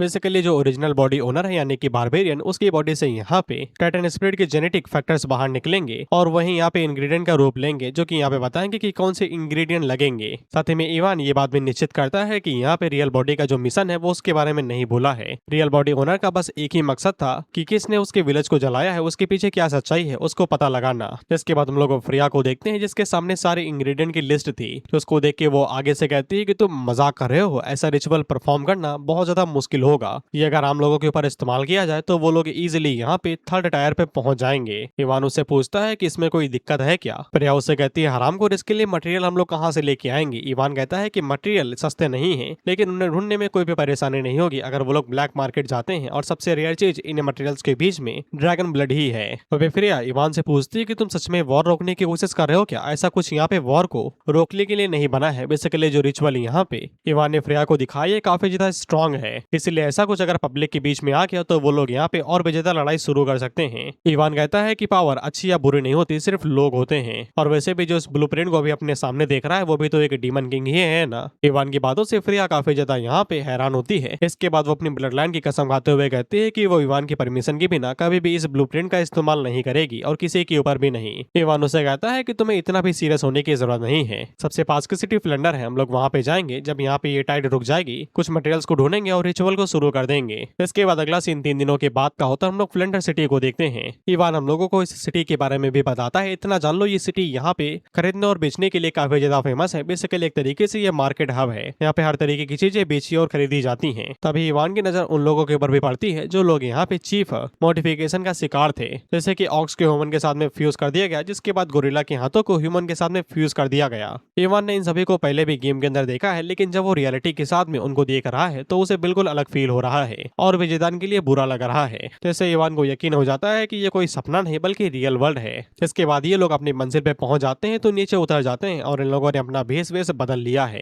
इवान की नजर कुछ लोगों के ऊपर पड़ती है तो फ्रिया उसे पूछती है कि तुम क्या देख रहे हो। तो इवान उसे बताता है कि हमारे ऊपर नजर रखी गई है। फिर वो फ्रिया के हाथ को पकड़ता है और यहाँ से दूसरी तरफ जाने लगता है। जिसके बाद इवान फ्रिया को लेता है और वहाँ से खिसकते हुए दूर आ जाता है, ये कहते हुए कि ये लोग तो बस दिखावा है, असली मालिक तो उनके पीछे छुपा होगा। और वो फ्रिया को बताता है कि देखो मेरे पास अभी इतनी स्ट्रेंथ नहीं है कि मैं तुमको यहाँ पे सेफली वापस भिजवा दूं। अभी के लिए सबसे बढ़िया जगह यही रहेगी कि हम लोग ब्लैक मार्केट चले, वहीं पे हम लोग सेफ रहेंगे और सारे मटेरियल एक बार में ही हमें वहाँ पे मिल जाएंगे। फ्रिया उससे पूछती है कि वो लोग ब्लैक मार्केट के अंदर कैसे जाएंगे। जिसके बाद ये अपने सिक्के गिनने लगती है, ये कहते हुए कि इतने पैसे काफी होंगे ना। इवान उससे कहता है कि पैसों की चिंता तुमको नहीं करनी है, वो सब कुछ मैं देख लूंगा। लूंगा। जिसके बाद ये दोनों एक बंदे के पास में आते हैं जो कि उन लोगों से कहता है कि खाने के पूरे 1 कॉपर कॉइन लगेंगे। इवान आगे से उसके सामने एक सीक्रेट कोड बोलता है तो वो बंदा इवान की तरफ देखता है और उससे पूछता है कि तुम कौन हो। तो इवान आगे से दूसरा सीक्रेट कोड बोलता है और ये एक सीक्रेट कोड था जो कि ब्लैक मार्केट के अंदर जाने के लिए बोलना पड़ता है, तभी तुम अंदर जा पाओगे। प्रिया को कुछ भी समझ में नहीं आ रहा था कि ये माकालाल बोल क्या रहा है। वो बंदा इन दोनों से साफ कहता है कि बिना किसी इंट्रोडक्शन के हम लोग यहाँ पे तुम्हें अंदर जाने नहीं दे सकते हैं। इवान उसे कहता है क्या हो अगर मैं यहाँ पे हरमीज का एनवी हूँ तो। वो बंदा इवान को हल्के में ले रहा था, वो उसको यहाँ पे एक सेलर समझ रहा था। इवान उससे कहता है कि मैं कोई सेलर नहीं हूँ। इसके बाद वो आगे से एक रिंग को बाहर निकालता है और यहाँ पे रीसेप वर्ल्ड एबिलिटी का इस्तेमाल करते हुए रिंग को एक शेप दे देता है। और जब इवान उस रिंग को यहाँ पे उस बंदे को दिखाता है तो वो बंदा काफी ज्यादा हैरान होता है और इवान से माफी मांगता है, ये कहते हुए कि मुझे गलत ना समझना, तुम तो एल्केमिस्ट लगे नहीं रहे हो, तुमने इतने सादे से कपड़े पहन रखे हैं। जिसके बाद वो इवान को लीड करते हुए ब्लैक मार्केट के अंदर लेके जाता है और वो सभी लोग इवान को यहाँ पे एल्केमिस्ट कह के बुला रहे थे। वो इन लोगों को एक अंडरग्राउंड केव के अंदर लेके आता है जहाँ पे पूरी की पूरी सिटी बनी हुई थी और यही जगह थी यहाँ पे एल्केमिस्ट का अड्डा। हालांकि इतने समय यहाँ पे गेम ने एल्केमिस्ट को इंट्रोड्यूस नहीं करवाया है तो फिर यहाँ पे एल्केमिस्ट को काफी ज्यादा रेयर माना जाता है। होता नहीं कि गेम के अंदर कुछ चीजों को यहाँ पे बस लिमिटेड टाइम के लिए इंट्रोड्यूस करवाया जाता है, बिल्कुल वैसे ही वो बंदा इवान से कहता है कि तुम अंदर जाके बैठ जाओ, तुम्हें दूसरा बंदा आके यहाँ पे अटेंड करेगा। फिर यह इवान से पूछती है कि तुम्हारा क्या मतलब है कि अभी तक ब्लैक मार्केट के अंदर कोई भी डेडिकेटेड एल्केमिस्ट नहीं है। इवान उसको बताता है ब्लैक मार्केट एक ऐसी जगह है जो कि इलीगल ऑपरेशन मानी जाती है, इसलिए कोई भी एल्केमिस्ट इनके साथ यहाँ पे इन्वॉल्व नहीं होना चाहता। रही बात मेरी तो जब तक वो मुझे पैसे देते हैं सब कुछ यहाँ पे ठीक है। तब इन लोगों के पास एक बंदा आता है जिसको हम लोग जब्बा बुलाएंगे, हाँ इसका नाम यही है, मिस्टर जब्बा। मिस्टर जब्बा यहाँ पे इवान से पूछता है क्या तुम बता सकते हो कि तुमने किस टीचर के नीचे यहाँ पे एल्केमिस्ट की पढ़ाई की है, क्योंकि तुम इतनी कम उम्र के अंदर एल्केमिस्ट बन गए हो तो फिर ये बात हमें हजम नहीं हो रही। इवान आगे से किसी टीचर का नाम बता देता है, ये कहते हुए कि कुछ ही दिनों के अंदर मेरी ग्रेजुएशन कंप्लीट हुई है तो फिर मैं दुनिया घूमने के लिए बाहर निकला हूँ ताकि अपने होराइजन को ढूंढ सकूं। इसके बाद वो रीसेप दी वर्ल्ड एबिलिटी का इस्तेमाल करते हुए एक कप को यहाँ पे जब्बा के फेस जैसा बना देता है, जिसको देख के जब्बा आगे से कहता है तो कमाल के एल्केमिस्ट स्किल है। और वो इन लोगों से कहता है कि आप लोग मेरे साथ सेकंड फ्लोर पे चलिए, वहीं पे ही आपको आपकी चीजें मिल जाएंगी। जब्बा उन दोनों से कहता है कि आप लोग अपना काम करिए, आपको कोई भी परेशान नहीं करेगा। वही फिर इवान से पूछती है कि तुमने कौन सी टीचर का नाम लिया, मैंने आज तक उसके बारे में कभी सुना ही नहीं। इवान उससे कहता है कि सुनोगी कैसे, वो अभी है ही नहीं, वो तो बस एक फैंटेसी नेम है जो कि फैंटेसी नॉवल से आया है। जिस पे फ्रेया हैरान होकर कहती है कि ये काम करता है क्या ऐसे। इवान उससे कहता है कि हम लोगों को जब्बा की रिक्वेस्ट के ऊपर फोकस करना चाहिए, उनका जो रिवार्ड होगा वो यहाँ पे 10,000 कॉइन से कम नहीं रहेगा और इतने पैसों में हमें सारे के सारे मटेरियल्स मिल जाएंगे बिना किसी दिक्कत के। फ्रेया उससे कहती है कि तुमने तो कहा कि तुम्हारा कोई टीचर नहीं है तो फिर तुम यहाँ पे जब्बा की रिक्वेस्ट को कंप्लीट कैसे करोगे, क्योंकि तुम्हारे पास तो कोई स्किल नहीं है ना एल्केमिस्ट वाली। इवान उससे कहता है कि मेरे पास मेरे खुद के रास्ते हैं। जिसके बाद आगे से रीसेप दी वर्ल्ड एबिलिटी का इस्तेमाल करता है। 2 घंटे के बाद में हम लोग देखते हैं कि इवान ने सारी मटेरियल और जो लिस्ट थी और जो रिक्वेस्ट थी वो सब कुछ कंप्लीट कर ली थी और वो रिक्वेस्ट को जब्बा को दे देता है, ये कहते हुए कि बस अब मुझे पैसा दे दो। जब्बा उन लोगों से कहता है कि शाम तक उन लोगों को उनके सारे मटेरियल मिल जाएंगे और फ्रेया उसे कहती है ठीक है फिर तुम जाओ यहाँ से। इसके बाद जब्बा वहां से जाने लगता है और वो पीछे मुड़ के दूसरे बंदे से कहता है कि साफ पता चलता है कि वो बस एक मेडी है, लेकिन जब भी वो मेरे सामने आती है तो मैं थर थर कांपने लगता हूँ। तो जो उसका सर्वेंट था या फिर जो चेला था वो आगे से कहता है कि ये दोनों यहाँ पे आइसलैंड से आए हुए हैं, कहीं ये दोनों वही तो नहीं। जिसपे जब्बा आगे से कहता है कि जाओ जाके बॉस को कांटेक्ट करो, हमारे जो भी गेस्ट हैं वो लोग यहाँ पे सिंपल हैं बस। इसके बाद हम लोग इवान को देखते हैं और इसको यहाँ पे इसकी लिस्ट के सारे मटेरियल मिल गए थे, लेकिन इसके बावजूद उसको यहाँ पे ड्रैगन ब्लड नहीं मिला था, क्योंकि जब्बा कितना ही बड़ा आदमी हो उसे ड्रैगन ब्लड इतनी इजीली नहीं मिलेगा। इसके बाद हम लोग फ्रिया को देखते हैं जो कि अपनी शॉर्ट को बाहर निकालती है तो इवान उससे पूछता है कि अब क्या करने वाली हो। तो फ्रिया अपनी कलाई के ऊपर एक कट लगाती है और अपने ब्लड को एक ट्यूब के अंदर स्टोर करती है और पूछती है कि इतना काफी होगा, यानी कि फ्रिया की जो ब्लड लाइन है वो ड्रैगन ब्लड लाइन है। इवान उससे कहता है कि हाँ इतना काफी होगा, अब मुझे आगे क्या करना है। तो फ्रिया उसको एक किताब देती है, ये कहते हुए कि जाओ और जाके थोड़ी सी तैयारी कर लो। तो मैंने पता है कि हुमा को कैसे बोला जाता है, बेसिकली हुमा एक लैंग्वेज होगी, इसलिए फ्रिया उसे कहती है जाओ और जाके सारी डिक्शनरी को अच्छे से याद कर लो। इवान उससे कहता है कि तुम तो बेइज्जती कर रहे हो यार, तुम्हें क्या लगता है कि मैं हुमा बोल नहीं पाता, लेकिन इसके बावजूद वो डिक्शनरी पकड़ता और पढ़ने लगता है। तभी इवान की नजर फ्रिया के ऊपर पड़ती है जो कि आगे से यहाँ पे रिसोर्स और रिचुअल की तैयारी करने लगती है। वो फ्रिया को इतनी इजीली सब कुछ करता हुआ देख कि वो काफी ज्यादा हैरान था, क्योंकि फ्रिया जो यहाँ पे मैनिपुलेशन का इस्तेमाल कर रही थी वो काफी ज्यादा हाई लेवल का था, कहता कि इवान भी इस तरीके की चीज नहीं कर पाता, उसे काफी ज्यादा टाइम लगता, इसलिए वो फ्रिया की तारीफ ही करता है कि कमाल की है ये। अगला सीन 3 घंटे के बाद का था। हम लोग देखते हैं कि फ्रिया ने एक टैब रेडी कर दिया था जिसके अंदर वो लिक्विड था जहाँ से रिचुअल शुरू होगा और नीचे कई सारे इंकारनेशन भी थे। फ्रिया काफी ज्यादा थक गई थी क्योंकि वो कई सालों के बाद में ये सब कुछ कर रही थी। वहीं पे वो इवान से कहती है कि मैंने अभी तक कुछ भी ट्राई व्राई नहीं किया है, क्या तुम डायरेक्टली इसका इस्तेमाल करना चाहोगे बिना किसी टेस्ट के इवान उससे कहता है कि यार मुझे तुम्हारे ऊपर पूरा भरोसा है। इसको भरोसा नहीं, पूरा क्लैरिफिकेशन था। दरअसल इसे दिखाई दे रहा था कि यहाँ पे जो कंप्लीशन रेट है वो पूरा यहाँ पे 200% है, यानी कि चूक की कोई गुंजाइश ही नहीं। इसलिए वो फ्रेया से कहता है कि मेरे ऊपर नहीं, अपने ऊपर भरोसा करो, तुमने सब कुछ बढ़िया किया है। जिसके बाद ये कपड़े उतारने लगता है तो ये शर्मा जाती है। लाली शर्मा क्यों रही है तू, निक्कर तो उसने पहन रखा है ना। जिसके बाद इवान की बॉडी के ऊपर भी इंकारनेशन किए जाते हैं ताकि रिचुअल और भी ज्यादा सक्सेसफुल हो सके। फ्रेया इवान से कहती है कि मैंने तुम्हारे ऊपर underwater breathing spell cast कर दिया है, तो फिर तुम्हें पानी के अंदर सांस रोकने की जरूरत नहीं है। फिर इवान उस टब के अंदर जाता है और यहाँ पे लेट जाता है। हालांकि फ्रेया को अभी भी चिंता हो रही थी तो इवान आगे से कहता है कि वो ये सब कुछ अपने लिए कर रहा है, उसे बिल्कुल भी चिंता करने की जरूरत नहीं है और ये सच में अपने लिए ही कर रहा था। फिर रिचुअल का पानी जैसे ही इवान की बॉडी के अंदर जाता है तो इवान अपनी बॉडी से अलग हो जाता है और इसकी सोल बाहर आ जाती है। इसके बाद इवान के सामने उसकी बॉडी के जितने भी पार्ट्स थे उनकी सभी एटोनॉमी आती है। बेसिकली इवान को अपने जितने भी बॉडी पार्ट्स थे उन सभी को यहाँ पे अपनी बॉडी के अंदर फ्यूज करना था, just like doctor simulation game. Ivan आगे से कहता है कि हार्डकोर गेमर हूँ, सर्जन थोड़ी नहीं, मुझे क्या पता भाई किडनी कहाँ पे होगी, पित्त की गोली कहाँ पे होगी। लेकिन इवान के पास यहाँ पे कोई चांस भी नहीं था क्योंकि उसके पास सिर्फ 200 सेकंड ही थे, सॉरी 300। जिसके बाद क्या था, इवान आगे से तुक्का मारना शुरू करता है और वो दिल से शुरू करता है और इसी तरीके से तुक्के मारते जाता है कि इस जगह पे ये लगेगा, इस जगह पे ये लगेगा, और इसी तरीके से वो ये वाला काम तो पूरा कर लेता है। और जब ये वाला काम पूरा हो जाता है तो फिर उसके जितने भी फिजिकल एट्रीब्यूट थे उन सभी के अंदर 3 पॉइंट ऐड कर दिए जाते हैं। साथ ही में उसके जो टाइटन ब्लड लाइन थी उसको भी एक्टिवेट कर दिया जाता है।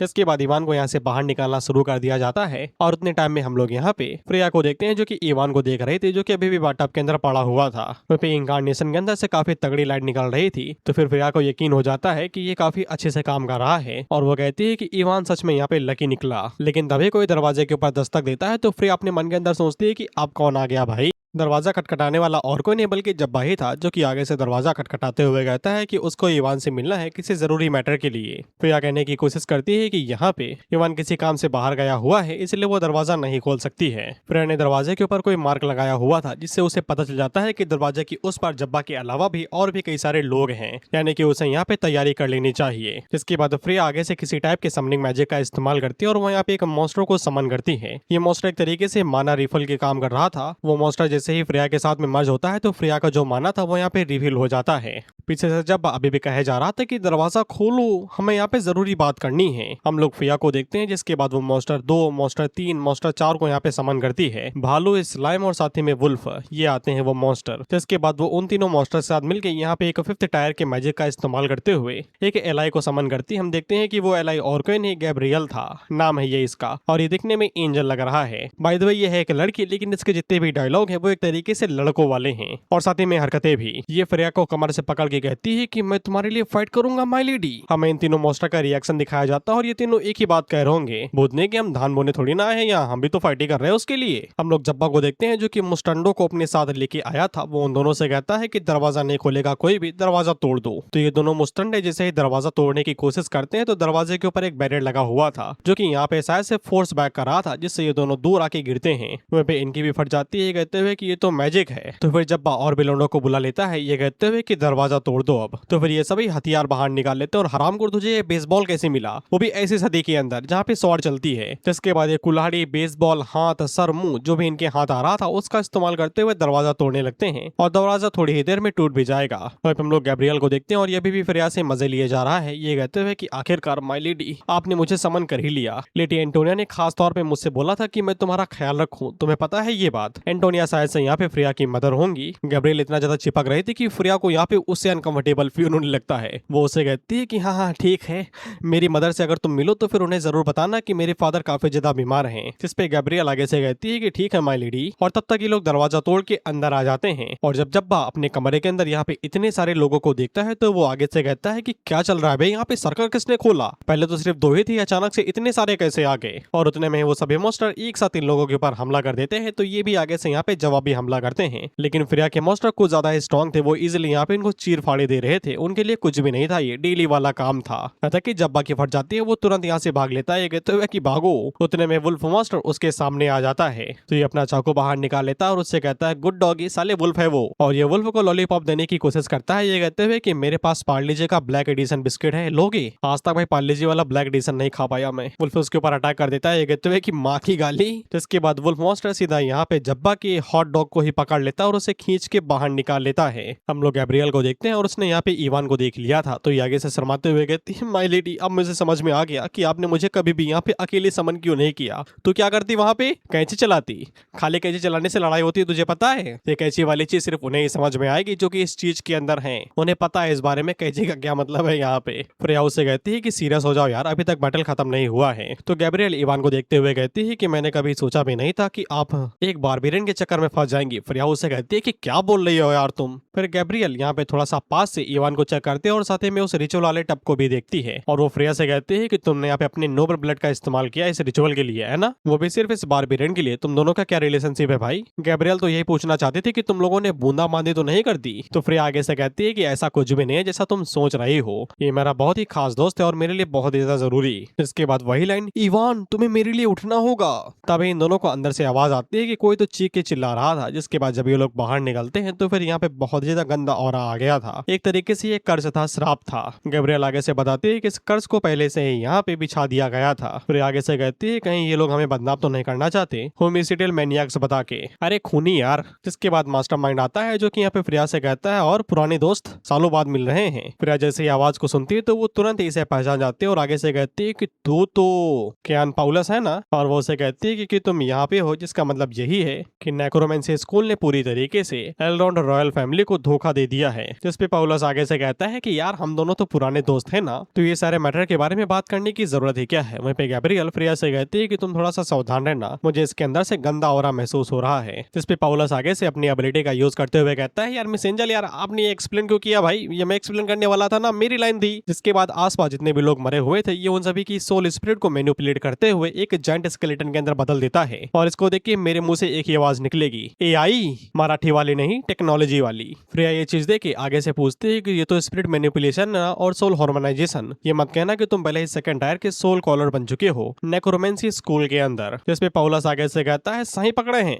आपको पता है कि मुझे से एक हम्बल ओरिजिन वाले पर्सन के पास में इतनी पावर गेन करने के लिए कितना कुछ सेक्रीफाइस करना पड़ता है। हम्बल ओरिजिन यानी कि आम आदमी। चिंता ना करिए, मैं आपको इस चीज का जवाब दूंगा, लेकिन अपने एक्शन के जरिए। जिसके बाद ये एक सिक्का बाहर निकालता है और इसका यूज करते हुए जितनी भी स्पिरिट यहाँ पे थी उन सभी को सिक्के के अंदर एब्जॉर्ब कर लेता है और कहता है कि यही चीज सब कुछ है। गैब्रियल आगे से अपनी होली स्वॉर्ड को बाहर निकाल लेती है और उन सभी मॉन्स्टर से कहती है कि प्रिंसेस को प्रोटेक्ट करो। ये सारे मॉन्स्टर एक साथ पाउलस के ऊपर हमला करने की कोशिश करते हैं, लेकिन पाउलस इजीली यहाँ पे खुद को डिफेंड कर लेता है। जिसके बाद वो एक पावरफुल एनर्जी वेव को रिलीज करता है और उसकी वजह से ये सारे मॉन्स्टर पीछे जाके गिरते हैं। गैब्रियल फ्रेया के सामने खड़ा हुआ था उसको प्रोटेक्ट करने के लिए और वो फ्रेया से कहता है कि चिंता ना करो, जब तक मैं यहाँ पे हूँ तुम्हें कुछ भी नहीं होगा। हम इन सभी मॉन्स्टर को देखते हैं, ये भी दोबारा खड़े हो रहे थे फ्रेया को प्रोटेक्ट करने के लिए। हालांकि फ्रेया गैब्रियल से कह रही थी कि तुम कुछ भी ना करो, तुम अभी अपने ट्रू फॉर्म के अंदर हो, अगर तुम मारे गए तो फिर तुम सच में मारे जाओगे। फिर जब सामने से वो सारी एनर्जी फ्लक्चुएशन हटती है तो फिर इन लोगों को दिखाई देता है कि यहाँ पे पाउलस ने एक नीदर आयरन गार्ड को समन कर लिया है। उन सभी ठग्स यानी कि जितने भी लोग आए हुए थे उन सभी की सोल को सेक्रीफाइस करके उन्हें जला के, और फ्रेया इस बात के लिए यहाँ पे पाउलस को कॉल आउट करती है। जिसपे पाउलस आगे से कहता है वो सभी लुटेरे थे, ये मत कहना कि तुमको यहाँ पे उन सभी के लिए बुरा लग रहा है जो पहले से ही सिनर्स थे। सिनर्स मींस पापी, सिन मींस पाप। जिसपे गैब्रियल आगे से कहती है कि वो लोग बुरे थे, इसका मतलब ये नहीं कि तुम बुरे तरीकों का इस्तेमाल करोगे किसी बुरे पर्पस के लिए। जिसपे पाउलस आगे से कहता है कि एंजल हो तो फिर ऐसे शब्द तो बोलोगी ही ना, एक बार जरा आम आदमी के तरीके जी के देखो, तुम्हारे सारी विचारधाराएं बदल जाएंगी। जिसके बाद पाउलस अपने आयरन गार्ड से कहता है कि क्या ही फर्क पड़ता है, हमला करो इनके ऊपर। तो फिर आयरन गार्ड तेजी के साथ में हमला करने को आगे बढ़ता और बाय द वे इसके पास 6 हाथ थे और 6 के पास में वेपन है। गैब्रियल फाइट करने को आगे बढ़ती है और वो यहाँ पे फ्रेया से कहती है कि तुम पीछे ही रहो। जिसके बाद वो यहाँ पे उस आयरन गार्ड के साथ में फाइट करने लगती है। हालांकि वो आयरन गार्ड के पास में एडवांटेज था 6 हाथ होने का, तो वो एक स्पीयर का इस्तेमाल करते हुए हमला करता है। तो फ्रेया तेजी के साथ में आगे बढ़ती है और अपने प्रोटेक्टिव बैरियर का इस्तेमाल करते हुए गैब्रियल को डिफेंड करती है। फिर गैब्रियल उस आयरन गार्ड के ऊपर लात मार के उसको पीछे खदेड़ देता है। वहीं पे वो दोनों अपने मन के अंदर सोचते हैं कि जब तक ये 100% यहाँ पे है तब तक वो लोग पाउलस के ऊपर एक भी यहाँ पे हिट नहीं मार सकते और ये बैटल इतनी जल्दी खत्म नहीं होगा जब तक आयरन गार्ड यहाँ पे खत्म नहीं हो जाता। वहाँ पे पाउलस को पता चलता है कि यहाँ पे फ्रेया ने सीक्रेट आर्ट्स का इस्तेमाल किया और साथ ही में अपने ब्लड लाइन का भी। तो वो आगे से पूछती है कि इतने ज्यादा परफॉर्मेंस, इतना सब कुछ तुमने किसके लिए इस्तेमाल किया भाई? अच्छा तुम्हारे साथ वो बारबेरियन भी तो था, कहाँ गया साला वो? ये मत कहना कि वो अपनी प्यारी प्रिंसेस को छोड़ के भाग गया या फिर कहीं पे छुप गया। फिर फ्रेया यही दुआ कर रहे थे कि इवान जल्दी उठ जाए, नहीं तो उसको यहाँ पे नेकलेस का इस्तेमाल करना पड़ेगा जो कि किसी भी यहाँ पे नेक्रोमेंसी वाले बंदे की बॉडी को झटके में उड़ा दे। जिसके बाद पाउलस आगे से हंसते हुए कहता है कि मैं तो भूल ही गया था कि वो बारबेरियन तो इतने समय यहाँ पे सीक्रेट राइट्स के दौरान में गुजर रहा है ना, इतनी जल्दी थोड़ी ना वापस आएगा। लेकिन बाय द वे प्रिंसेस ये मानना पड़ेगा कि आपका अवजदा दरिया दिल हैं उस बारबेरियन के लिए। साइड से हम लोग दीवार को झटकता हुआ देखते हैं और वहीं से ही यहाँ पे इवान बाहर निकलता है, जो कि सीधा पॉलस को धड़ लेता है, वो भी गुद्दी से पकड़ के, और वो उसे कहता है अपने बंडेड पपेट से कहो कि वो रुक जाए, नहीं तो मैं तुम्हारी सांसें रोक दूंगा। और जितने बड़े यहाँ पे इवान के डोले हैं, मैं शर्त लगाता हूँ ये अपने हाथों से ही कुचल के पॉलस की खोपड़ी खोल देगा। इसीलिए वो बिल्कुल भी रिस्क नहीं लेता और तुरंत अपने अनडेड पपेट से कहता है रुक जाओ। तो फिर हम देखते हैं कि गैब्रियल के बीच से दो हिस्से हो पाते, उससे पहले वो अनडेड पपेट बीच में रुक जाता है। इवान पॉलस से वो डिवाइस ले लेता है जिसकी मदद से वो अभी तक उस अनडेड पपेट को कंट्रोल कर रहा था। पॉलस आगे से बताता है कि एक आइटम है जो उन्हें मास्टर ने मुझे दिया था, जो इनडायरेक्टली किसी भी पपेट को कंट्रोल करने की एबिलिटी देता है। देखो वो रुक गया ना, अब मुझे जाने दो। लेकिन तभी हम लोग उस पपेट को देखते हैं जो कि दोबारा हिलने लगता है और वो गैब्रियल के ऊपर हमला कर देता है। तो इवान पॉलस से कहता है आरामखोर, तूने तो बोला था ये रुक गया, तो ये दोबारा चलने कैसे लगा? जिसपे तो पॉलस भी हैरान था, ये कहते हुए कि ये तो मेरे ऑर्डर मान ही नहीं रहा, यहाँ तक कि मेरी लाइफ को भी सेक्रीफाइस कर रहा है ताकि ये फ्रिया को असैसिनेट कर सके। वहाँ पे गैब्रियल के जोड़े दर्द कर रहे थे लगातार फाइट करते हुए। वहाँ पे इवान हम लोगों को बताता है कि जो पपेट्स होते हैं वो खुद से यहाँ पे कुछ भी नहीं करते, तो इसका साफ मतलब है कि यहाँ पे ऊपर से ऑर्डर दिया जा रहा है, तभी वो यहाँ पे अपने आप को एक्टिवेट रखे हुए हैं। यानी कि कोई पॉलस के ऊपर भी है जो कि उस पपेट को कंट्रोल कर रहा है। थोड़ी देर में वो पर्सन इस जगह पे पहुंच जाएगा, तो फिर इवान को जल्दी से यह बैटल खत्म करके यहाँ से निकलना पड़ेगा। इसलिए वो पॉलस को साइड में फेंकता है, जिसके बाद आगे जाके वो अनडेड पपेट को रोकता है। तो अनडेड पपेट यहाँ पे इवान की तरफ देखता है तो उसकी भी हजामत करने लगता है अपने 6 हाथ और 6 वेपन का इस्तेमाल करते हुए। तो इवान 2 वेपन को तो पकड़ लेता है, लेकिन तभी तीसरा वाला उसके कंधे पे जाके लगता है, लेकिन इवान को इससे कुछ भी नहीं होता। इसकी बॉडी के ऊपर इनविजिबल आर्मर है, यह एक्सप्लेनेशन दी गई है, शायद से नई एबिलिटी होगी। जिसके बाद इवान उस पपेट को पकड़ता और उसको ऊपर उठा के धड़ाम से नीचे पटक देता है, जिससे उस पपेट के आगे तांगे ढीले हो जाते हैं। हाँ, पपेट का खेल खत्म। जिसके बाद वो पीछे मुड़ के पॉलस से कहता है कि तुम्हें कुछ बोलना है, जिसपे पॉलस आगे से ये बोलता है कि इतनी जल्दी खुश ना हो, आधे घंटे के अंदर मेरा मास्टर यहाँ पे आ जाएगा। इवान आगे से कहता है कि आने दो, मैंने उसे कब रोका है। जिसके बाद हम 2 मिनट की बात का सीन देखते हैं और हम लोग पॉलस को देखते हैं और इवान ने इसे नंगा कर दिया था,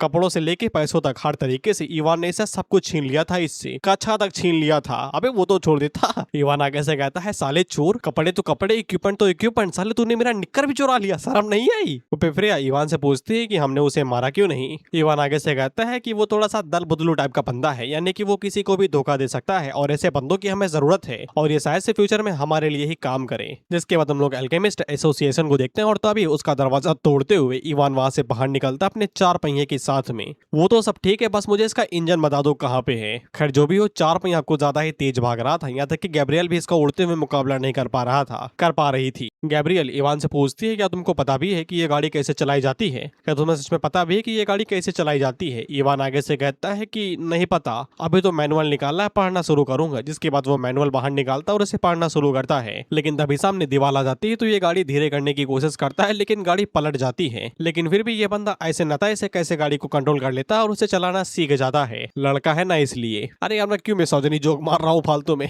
जब ये लोग सिटी से बाहर आ जाते हैं तभी इन्हें दिखाई देता है कि एक काला बादल इनका पीछा कर रहा है। इवान उसको देखते ही पहचान जाता है और वो उन्हें बताता है कि ये 4th टायर का ग्रेट विजार्ड है, जो कि यहाँ पे नेक्रोमेंसी स्कूल से आया है, तिपेल बोन लोसियस श्यूला।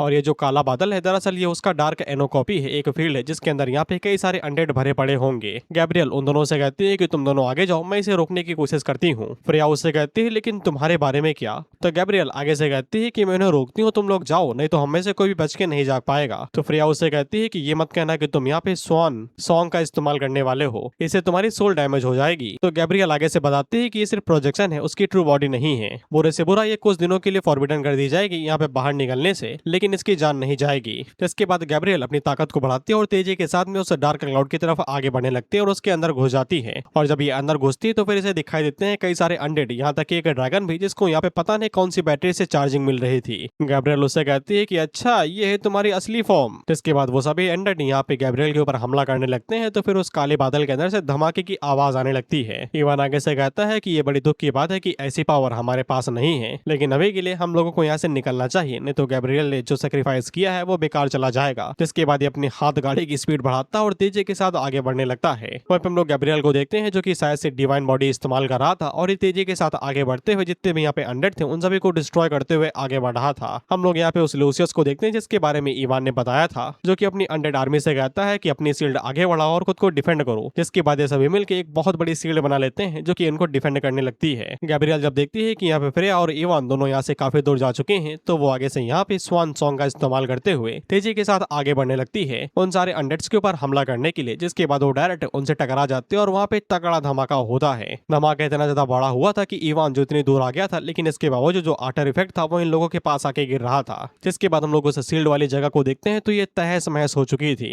लूसियस गैब्रियल से कहता है कि तुम ह्यूमन एंजल हो जो कि यहाँ पे डिवाइन किंगडम से है, तुम्हारा फ्रेया से क्या रिश्ता है, तुम उसकी क्या लगती हो। जिसपे गैब्रियल आगे से उंगली दिखाते हुए कहती है कि तुझसे क्या मतलब बुड्ढे, इस बार तू तो बच गया, लेकिन जब अगली बार ट्रू बॉडी के अंदर आऊंगी तेरी मुंडी उड़ा के लेके जाऊंगी, वो भी कुल्हाड़ी से।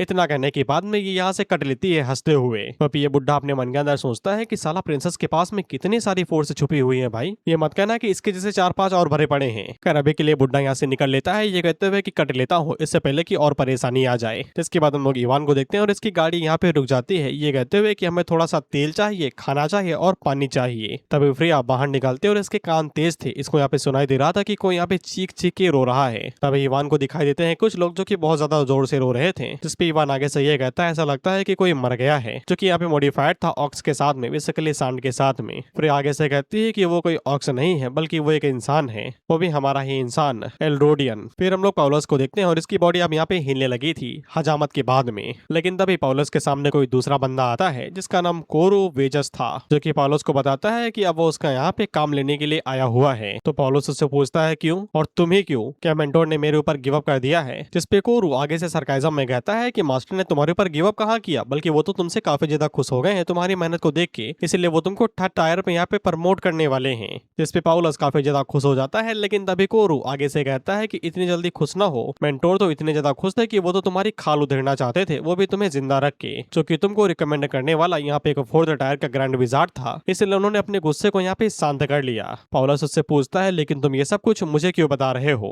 जिसपे कोरू से कहता है दरअसल तुम मुझे यहाँ पे थोड़ी सी इन्फॉर्मेशन देने वाले हो, और अगर मैंने मिशन को कंप्लीट कर लिया तो फिर मैं क्रेडिट तुम्हारे साथ यहाँ पे शेयर करूंगा, जिससे तुम्हें भी मौका मिल जाएगा खुद की इज्जत थोड़ी सी बचाने का जो बची कुची है तुम्हारे पास। पॉलस उससे कहता है इन्फॉर्मेशन चाहिए, मिलेगी, लेकिन थोड़ा ज्यादा खर्चा करना पड़ेगा। फिर हम इवान पे आते हैं जो कि बच्चों को कैंडी बांट रहा था और साथ ही में उसने यहाँ पे मदद भी की थी उस एल्ड्रोडियन को दफन करने में। उसकी जो वाइफ थी वो आगे से यहाँ पे इवान को शुक्रिया कह रही थी और वो उन्हें यहाँ पे अपनी सारी चीजें देने तक रेडी थी। लेकिन इवान मना कर देता है ये कहते हुए कि नहीं चाहिए, तुमने पहले ही बता दिया है कि पानी मुझे कहाँ पे मिलेगा और इतना काफी है। फिर इवान फ्रेया के पास में आता है और उसे बताता है कि मैं पता चल गया कि पानी कहाँ पे है, हमें वहाँ पे चलना चाहिए। दरअसल ये 4 पहिया पानी से चलता था, कोई फ्यूल नहीं लगता।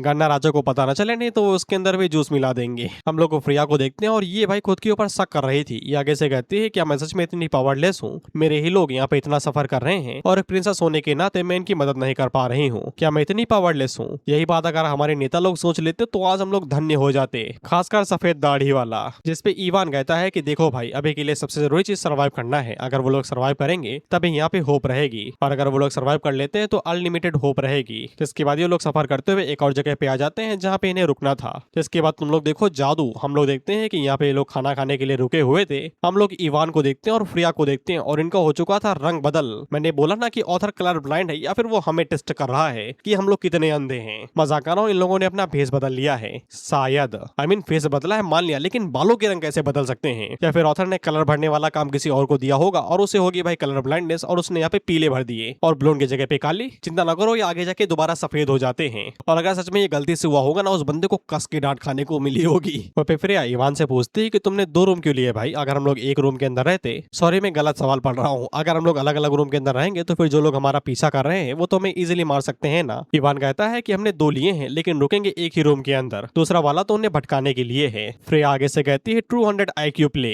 हालांकि इवान उसके मजे लेते हुए कहता है कि ये मत कहना कि तुम शुरू से ही चाहते थे कि हम लोग एक ही कमरे के अंदर रुके। फ्रेया शर्माए नहीं, उससे कहती है कि बिल्कुल भी नहीं, वो फालतू बकवास ना करे। तभी हम लोग देखते हैं कि खिड़की टूटती है और वहां से कोई मॉन्स्टर बाहर निकलता है, जिसको देखिए बाकी लोग घबरा जाते हैं। और बाय द वे ये लोग शायद से 2nd फ्लोर पे थे। हम लोग उस मॉन्स्टर को देखते हैं जो कि चढ़ते हुए बाहर आता है और इसके सर के अंदर पहले ही चाकू घुसा हुआ है, लेकिन इसके बावजूद ये पूरी तरीके से ताजा तरीन एकदम हट्टा कट्टा है। खैर ये अंदर आ पाता उससे पहले ही इवान इसकी तरफ लकड़ी का फट्टा फेंक के मारता है जो कि इसके माथे के अंदर घुसता है, जिसकी बाद ये टें बोल जाता है। सभी लोग पीछे मुड़ के देखते हैं कि ये कारस्तानी किसने की, तो फिर उन्हें इवान दिखाई देता है। तो ये सभी लोग इवान की तारीफ करने लगते हैं कहते हुए वेल्डन दोस्त वेल्डन। सारी भीड़ तो इवान को अपना हीरो मान लेती है, जिसको देख के इवान अपना सर पकड़ लेता है ये कहते हुए कि मुझे इतनी जल्दी एक्ट नहीं करना चाहिए था। जिसके बाद हम लोग एक कब्रिस्तान को देखते हैं जहाँ पे कोरू एंटर होता है एक खोपड़ी को लेके, और ये कोई आइटम ही होगा। इसके बाद कोरू उस खोपड़ी का इस्तेमाल करते हुए कोई तो जादू टोना करता है। हम लोग देखते हैं कि यहाँ पे जितने भी मरे हुए लोग थे वो सभी जाग उठते हैं। ऑफ कोर्स ये सारे ज़ॉम्बी थे, लेकिन एडवांस वर्जन वाले एकदम हाईली एक्टिव और हाईली खूंखार। इसके बाद कोरू आगे से खोपड़ी की मदद से इन सभी को यहाँ पे ऑर्डर देता है कि तुम्हें साउथ वेस्ट की तरफ जाना है, जहाँ पे एक इन है,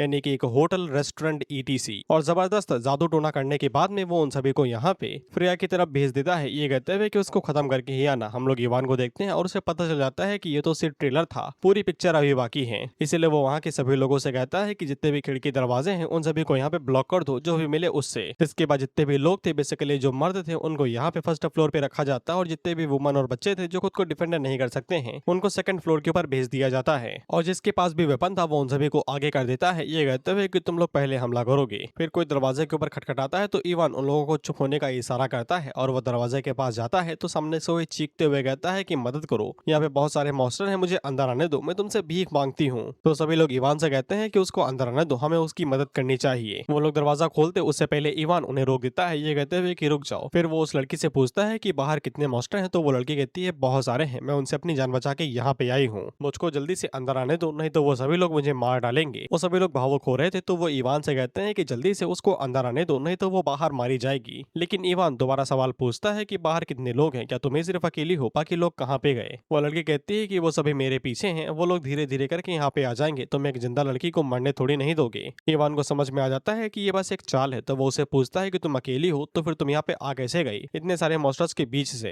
जिसपे सभी लोग भी आगे से कहते हैं कि यार हम लोग तो मेन सवाल भूल ही गए थे, ये अभी तक जिंदा कैसे है। इसके बाद दरवाजे के ऊपर धमाके की आवाज और भी ज्यादा बढ़ जाती है और सभी लोग इवान से पूछते हैं कि हम लोग क्या करें। इवान कहता है कि जरा मुझको वेपन देना, जिसपे वो लोग उसको यहाँ पे शॉट देते हैं। तो इवान तेजी के साथ आगे बढ़ता है और दरवाजे के अंदर शॉट को घुसा देता है। तो दरवाजे की दूसरी तरफ से बहुत जोर चिल्लाने की आवाज आती है, जिसके बाद हम लोग देखते हैं कि दरवाजे को तोड़ते हुए किसी घोल का हाथ अंदर आता है। दरअसल घोल उनको बोला जाता है जो कि यहाँ पे मर के जिंदा होते हैं। इवान को समझ में आ जाता है कि ये पुरानी कला है, जहाँ पे जो नेक्रोमेंसर होते हैं जो यहाँ पे क्रॉप्सस को कंट्रोल करते हैं, वो इसी टेक्निक का इस्तेमाल करते हैं। दरवाजे पे लड़की को भेजो एकदम डरी सहमी आवाज में, जिससे दरवाजा खोल दिया जाएगा, फिर अंदर घुस के जितने लोग हैं उन सभी को मार डालो। इसके बाद वो घोल दरवाजा तोड़ते हुए अंदर आ जाता है और आगे से दहाड़ने लगता है, कौन है भाई, कौन बनेगा शेर यहाँ पे। उतने में इवान इसके ऊपर शॉट से हमला करता है और इसकी बॉडी के बीच से 2 टुकड़े कर देता है और बाकी लोगों से कहता है कि चिंता न करो, मैं यहाँ पे हूँ। लेकिन तभी वो सामने दरवाजे की तरफ देखता है तो कहता है कि ये नहीं बोलना चाहिए था, क्योंकि सामने कई सारे घोल थे और ये मुझे माइक्रो पेस्टिंग क्यों लग रही है भाई,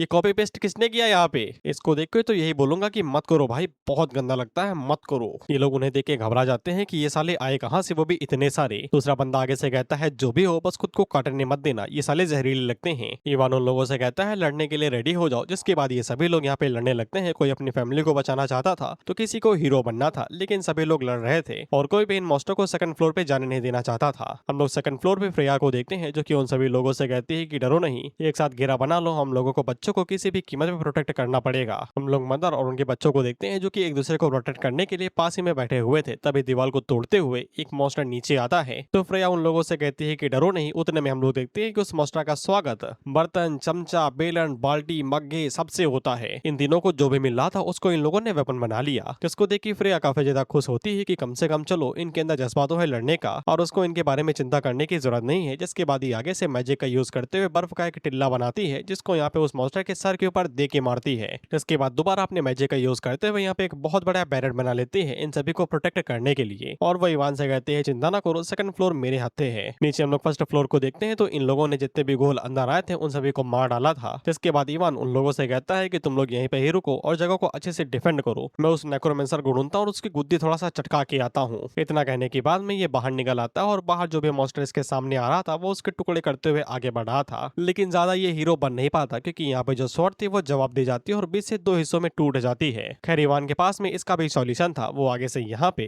अपनी कोर एबिलिटी का इस्तेमाल करता है, रीसेप दी वर्ल्ड, और आगे से यहाँ पे पत्थर की मदद से अपनी बॉडी के ऊपर एक आर्मर बना लेता है और साथ ही में स्वॉर्ड भी। इसको देख के तो मुझे अपग्रेड और केविन की याद आ गई, मेंटन वाले। सस्ता आर्मर मिल जाने के बाद में इसकी स्पीड पहले से और भी कई गुना बढ़ जाती है। जिसके बाद ये सभी मॉन्स्टर्स को रेलते हुए आगे की तरफ बढ़ने लगता है। हम लोग कोरो को देखते हैं जो कि इवान को इस तरीके से मूव करता हुआ देख के काफी ज्यादा हैरान था। इसको पॉलस ने ये बताया था कि यहाँ पे जो प्रिंसेस है वो यहाँ पे एक ऑर्डिनरी बारबेरियन के साथ में है, उसमें कुछ खास बात नहीं है और इवान ऑर्डिनरी है। ये साला पत्थर से कवच बना लिया अपनी छाती के ऊपर, तुम्हें लगता है ये किसी भी एंगल से ऑर्डिनरी है। जिससे कोरो को समझ में आ जाता है कि पॉलस ने इसको यहाँ पे लॉलीपॉप दिया था और फंसा दिया। हम कोरो के पीछे एक हरी लाइट को देख पाते हैं जिसकी मदद से इवान को इसके जगह के बारे में पता चल जाता है। लेकिन ये जो ग्लो है वो यहाँ पे किसी स्पेल की वजह से नहीं आता और ऊपर से इस ग्लो का इस्तेमाल यहाँ पे पॉलस ने किया था जब वो फ्रेया के साथ में फाइट कर कर रहा था, जिससे इवान को समझ में आ जाता है कि ये साला दल बदलना चाहता है। और कमाल की बात यह है कि कोरो को इसके बारे में पता भी नहीं है। इवान को ये भी समझ में आ जाता है कि ये बंदा और कोई नहीं बल्कि नेक्रोमेंसर ही होगा, जिसके बाद वो यहाँ पे अपनी स्वॉर्ड को स्पीयर के अंदर बदलता है और पूरी ताकत से उसी लाइट की तरफ फेंक के मारता है जिस तरफ कोरो था। अगले ही पल हम लोग देखते हैं कि वो स्पीयर कोरो के सीने में जा घुसता है, जिससे कोरो हैरान हो ही रहा था कि ये ऐसा कैसे हुआ। उतने में यहाँ पे पॉलस पीछे से बाहर निकलता है, जो कि इसका गला रेत देता है और बाहर निकल के कोरो से कहता है कि तेरे मास्टर ने तुझे सिखाया नहीं क्या कि किसी के ऊपर भी भरोसा नहीं करते।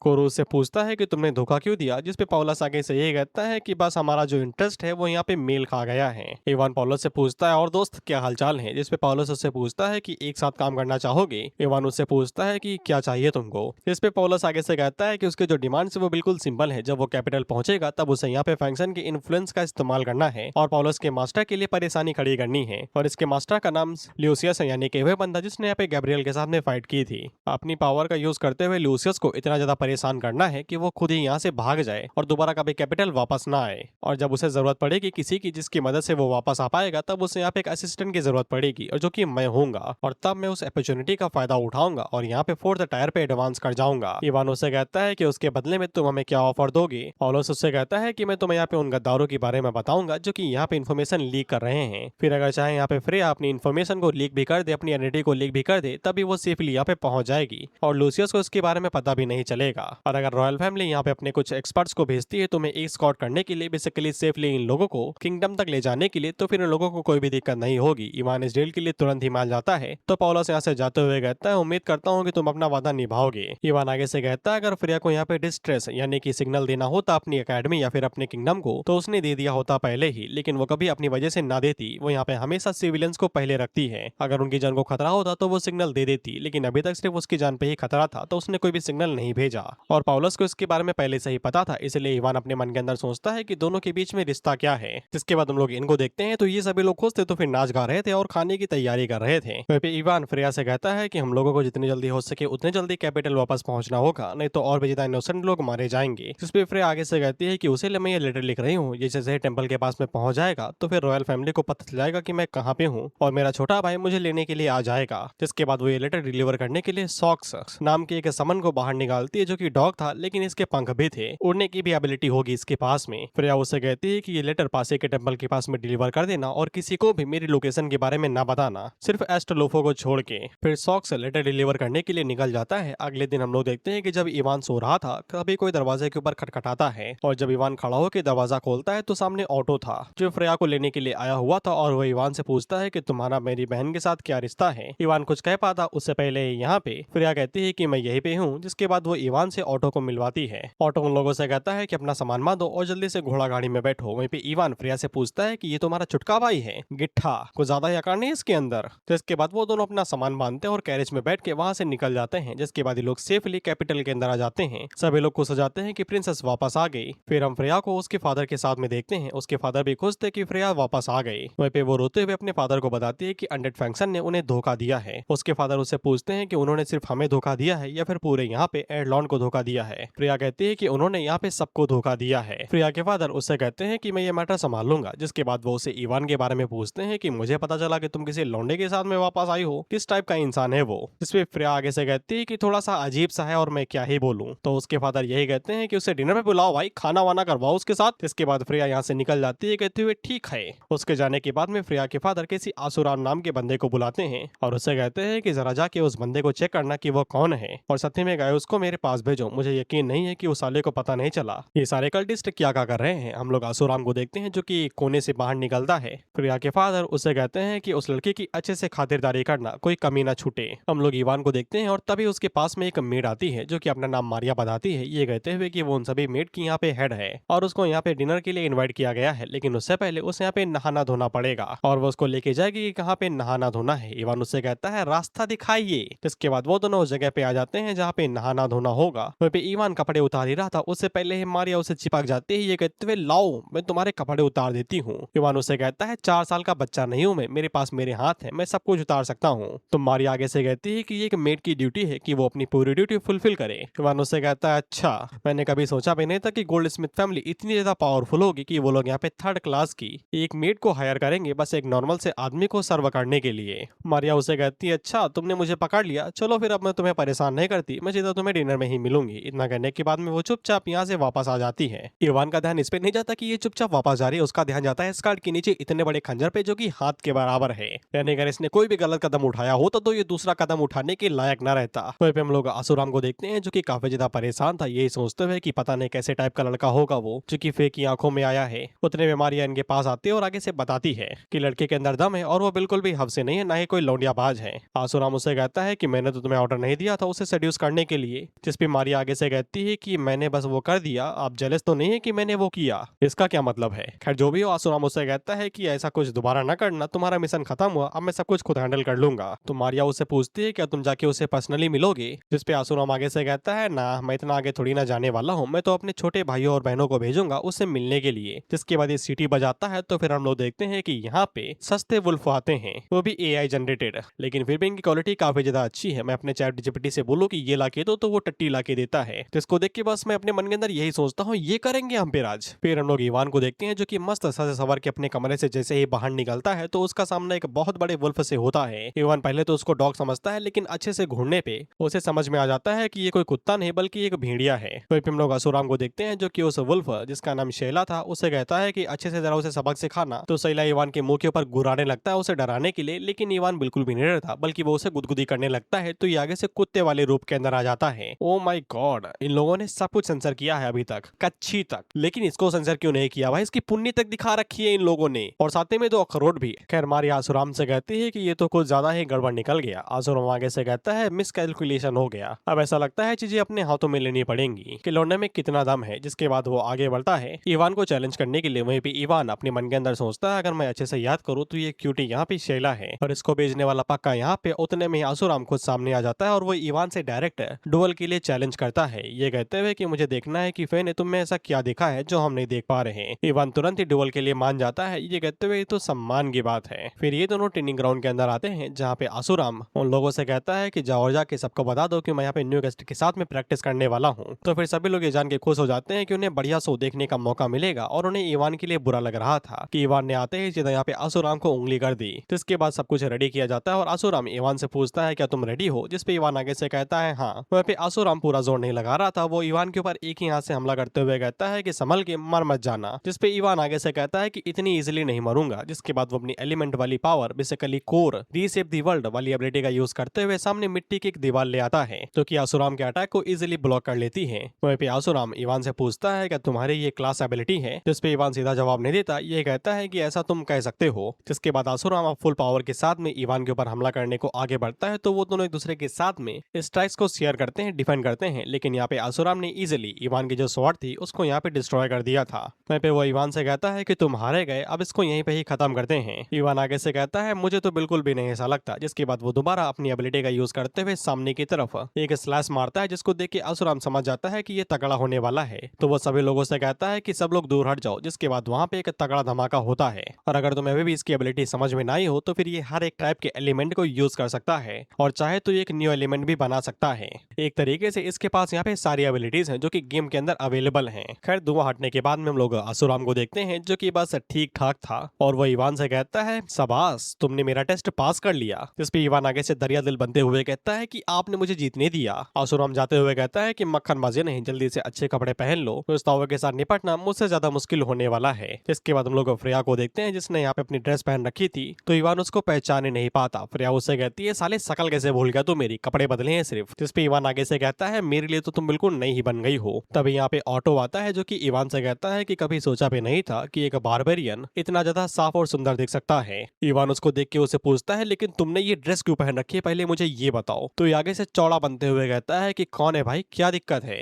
या किसी ने यहाँ पे रूल बनाया है क्या कि लड़के यहाँ पे लड़कियों के कपड़े नहीं पहन सकते? नहीं बनाया भाई, तू पहन, दिल खोल के पहन, अच्छा दिखता है तू। लेकिन फ्रेया इवान को ले जाते हुए कहती है कि जल्दी चलो, फादर इंतजार कर रहे होंगे। जिसके बाद हम लोग इवान को फ्रेया के फादर के सामने देखते हैं, क्योंकि फ्रेया के फादर को इवान के बारे में सब कुछ पहले से ही पता चल गया था। तो वो इवान से एक साफ सवाल पूछते हैं कि वो अभी के एलरॉन के बारे में क्या सोचता है। इवान कुछ कहना तो चाहता था लेकिन वो साफ दिल से बोल नहीं पा रहा था। तो फ्रेया के फादर उसे कहते हैं कि जो मन में आए वो बोलो, लेकिन एकदम साफ बोलो। इवान इस पे एक ही शब्द कहता है और वो होता है रिफॉर्म। एक अंडे के लिए रिफॉर्म का मतलब होगा कि जो रूल्स हैं, जो लॉ हैं, जो करप्शन, उसे पूरी तरीके से रोका जाए, नए रूल्स बनाया जाए ताकि कंट्री और ज्यादा ग्रो कर सके। और अभी के एलरॉन को इसी की जरूरत है, नए नियम, नए कानून की। इसके बाद हम लोग पॉलस को देखते हैं जो कि शायद अपने मास्टर से मिलने के लिए जा रहा था। हम लोग इसके मास्टर को देखते हैं और ये पता नहीं कौन सी चाय पी रहा है, देख के तो मुझे रेडिएशन ही दिख रहा है। खैर पॉलस अपने मास्टर को बताता है कि इवान और फ्रेया दोनों सेफली यहाँ पे किंगडम के अंदर पहुंच गए हैं। पॉलस का मास्टर आगे से चाय की चुस्की लेता है और उससे कहता है कि यहाँ पे सब कुछ स्मूथली चल रहा है और ये लोग कोई बड़ा कांड करने वाले हैं जिसका नाम डेथ डिफायर है। लेकिन इसके बावजूद पॉलस के मास्टर को जरूरत है पॉलस की कि वो लगातार यहाँ पे बॉल मचाता रहे फंक्शंस के बीच में ताकि उसे टाइम मिलता रहे।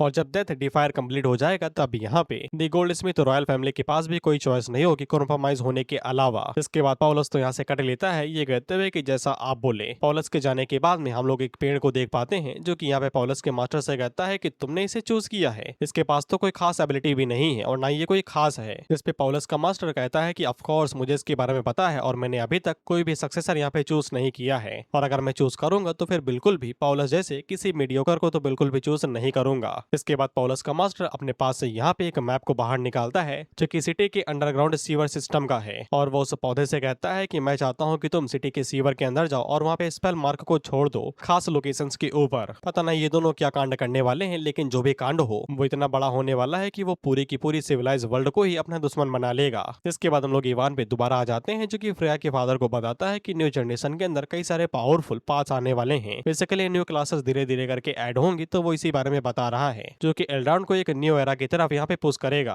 फ्रेया के फादर कहते हैं कि जैसे कि तुम। फ्रेया के फादर इवान की पूरी बॉडी का बायोडेटा हम लोगों को बताते हैं कि भले ही ये सिर्फ फर्स्ट टायर पे है लेकिन इसके बावजूद इवान की बॉडी के अंदर हाई क्वालिटी का माना रिजर्व है जो कि किसी सेकंड टायर से भी ऊपर का होगा। साथ ही में उसकी फिजिकल स्ट्रेंथ किसी थर्ड टायर के प्रैक्टिसर से भी ज्यादा होगी और एक सोल जो कि फोर्थ टायर के क्राउन प्रिंस से भी ज्यादा आगे जा चुकी है। यहाँ तक कि इवान की बॉडी खुद ही कह रही है कि वो बहुत ही जल्द मार्शल रिलम से ब्रेक थ्रू कर जाएगी। फ्रेया के फादर इवान से कहते हैं क्या तुम्हें पता है कि तुम जैसे इंडिविजुअल्स को क्या बुलाया करते थे हजारों सालों पहले। इवान पूछता है क्या बुलाया करते थे। फ्रेया के फादर आगे से कहते हैं सीड ऑफ परफेक्शन। परफेक्शन के बारे में भी पता है और सीड के बारे में भी तुम्हें पता है, एक बच्चा जो कि परफेक्ट है। जिसके बाद फ्रेया के फादर हम लोगों को बताते हैं कि जो फर्स्ट टायर के बंदे होते हैं उनके जो ट्रांसेंडिंग इंस्टिंक्ट होते हैं वो यहाँ पे बढ़ते हैं बेसिकली सेंसेस। जिसके बाद सेकंड टायर के अंदर उनकी फ्लैश यानी कि जो बॉडी है वो यहाँ पे मजबूत होती है। जिसके बाद थर्ड टायर के अंदर यहाँ पे जो सोल होती है वो स्ट्रांग होती है। फोर्थ टायर के अंदर बॉडी यहाँ पे कोर बनाना शुरू करती है और फिफ्थ टायर के अंदर वो जो कोर होता है वो यहाँ पे डिवाइन बॉडी के अंदर बदल जाता है जहाँ पे सोल और फ्लैश यानी कि ह्यूमन बॉडी वो दोनों एक हो जाती हैं और इसको अचीव करके मिलता है परफेक्शन।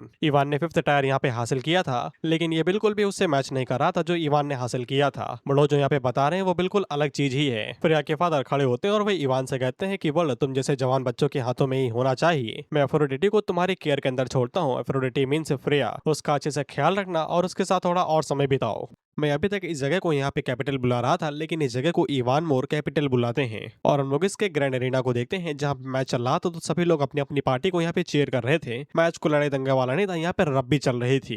यही बोलते ना, इसको कुछ और बोलते हैं पता नहीं। जो भी उसमें एक बॉल टाइप की चीज रहती है जिसको अपने साथ लेते हैं और भागते हुए यहाँ पे एनिमी की फिनिश लाइन के पार रखना पड़ता है और जो एनिमी वाले लोग रहेंगे वो तुम्हें रोकने की कोशिश करेंगे। इसमें हड्डियां ज्यादा टूटती है ज्यादातर जहां तक मुझे याद है। जो भी हो वो लोग रोक नहीं पाते और एनिमी टीम यहाँ पे जीत जाती है तो सभी लोग उसके लिए चीयर करने लगते हैं। यहीं पे हम लोग देखते हैं फ्रेया और इवान भी थे और वो भी लोग मैच को देख रहे थे। तभी इनके पास भागते हुए एक बंदा आता है जो कि उन लोगों से कहता है कि जरा साइड में आना। जब ये लोग साइड में आते हैं तो वो बंदा बताता है कि सीजर मारा जा चुका है। इस पे फ्रेया काफी ज्यादा हैरान होती है ये वाली बात सुन के। जिसके बाद ये लोग लोअर सिटी के अंदर आ जाते हैं। बेसिकली इवान मोर कैपिटल है लेकिन वो अलग अलग सिटीज के अंदर यहाँ पे बटा हुआ है और जो लोअर सिटी है उसके बारे में कोई नाम नहीं दिया गया, बस इसको लोअर सिटी बुलाया जा रहा है और यहीं पे ही सीजर की मौत हुई थी। सीजर को काफी अच्छा इंसान समझा जाता था, एकदम गुड हार्ट वाला बंदा। जो किलर था उसने यहाँ पे एक मैसेज छोड़ा था और साथ ही में उसके जूतों के निशान भी यहाँ पे थे। तो इवान सीआईडी बना हुआ था और वो जूतों का नाप ले रहा था, साले किसी काम के नहीं है वो। खैर यहाँ पे खून से मैसेज लिखा हुआ था जो कि बस यही बोल रहा था कि ये सिर्फ जस्टिस के लिए किया गया है। फिर आगे से कहते हैं कि किलर क्या बोलना चाहता है कि उसने ये सब कुछ यहाँ पे जस्टिस के लिए किया है, इंसाफ के लिए किया है। इवान कहता है कि ये चीज तभी की जाती है जब यहाँ पे मारने वाला कोई इंसान अच्छा नहीं रहता या फिर बुरा होता है या फिर वो सच में बुरा ही इंसान था। हम लोग ब्रूटस को देखते हैं जो कि इनको यहाँ पे लेके आया था। वो इवान से कहता है कि ऐसा ना बोलो, खासकर उसके मरने के बाद में तो बिल्कुल भी नहीं।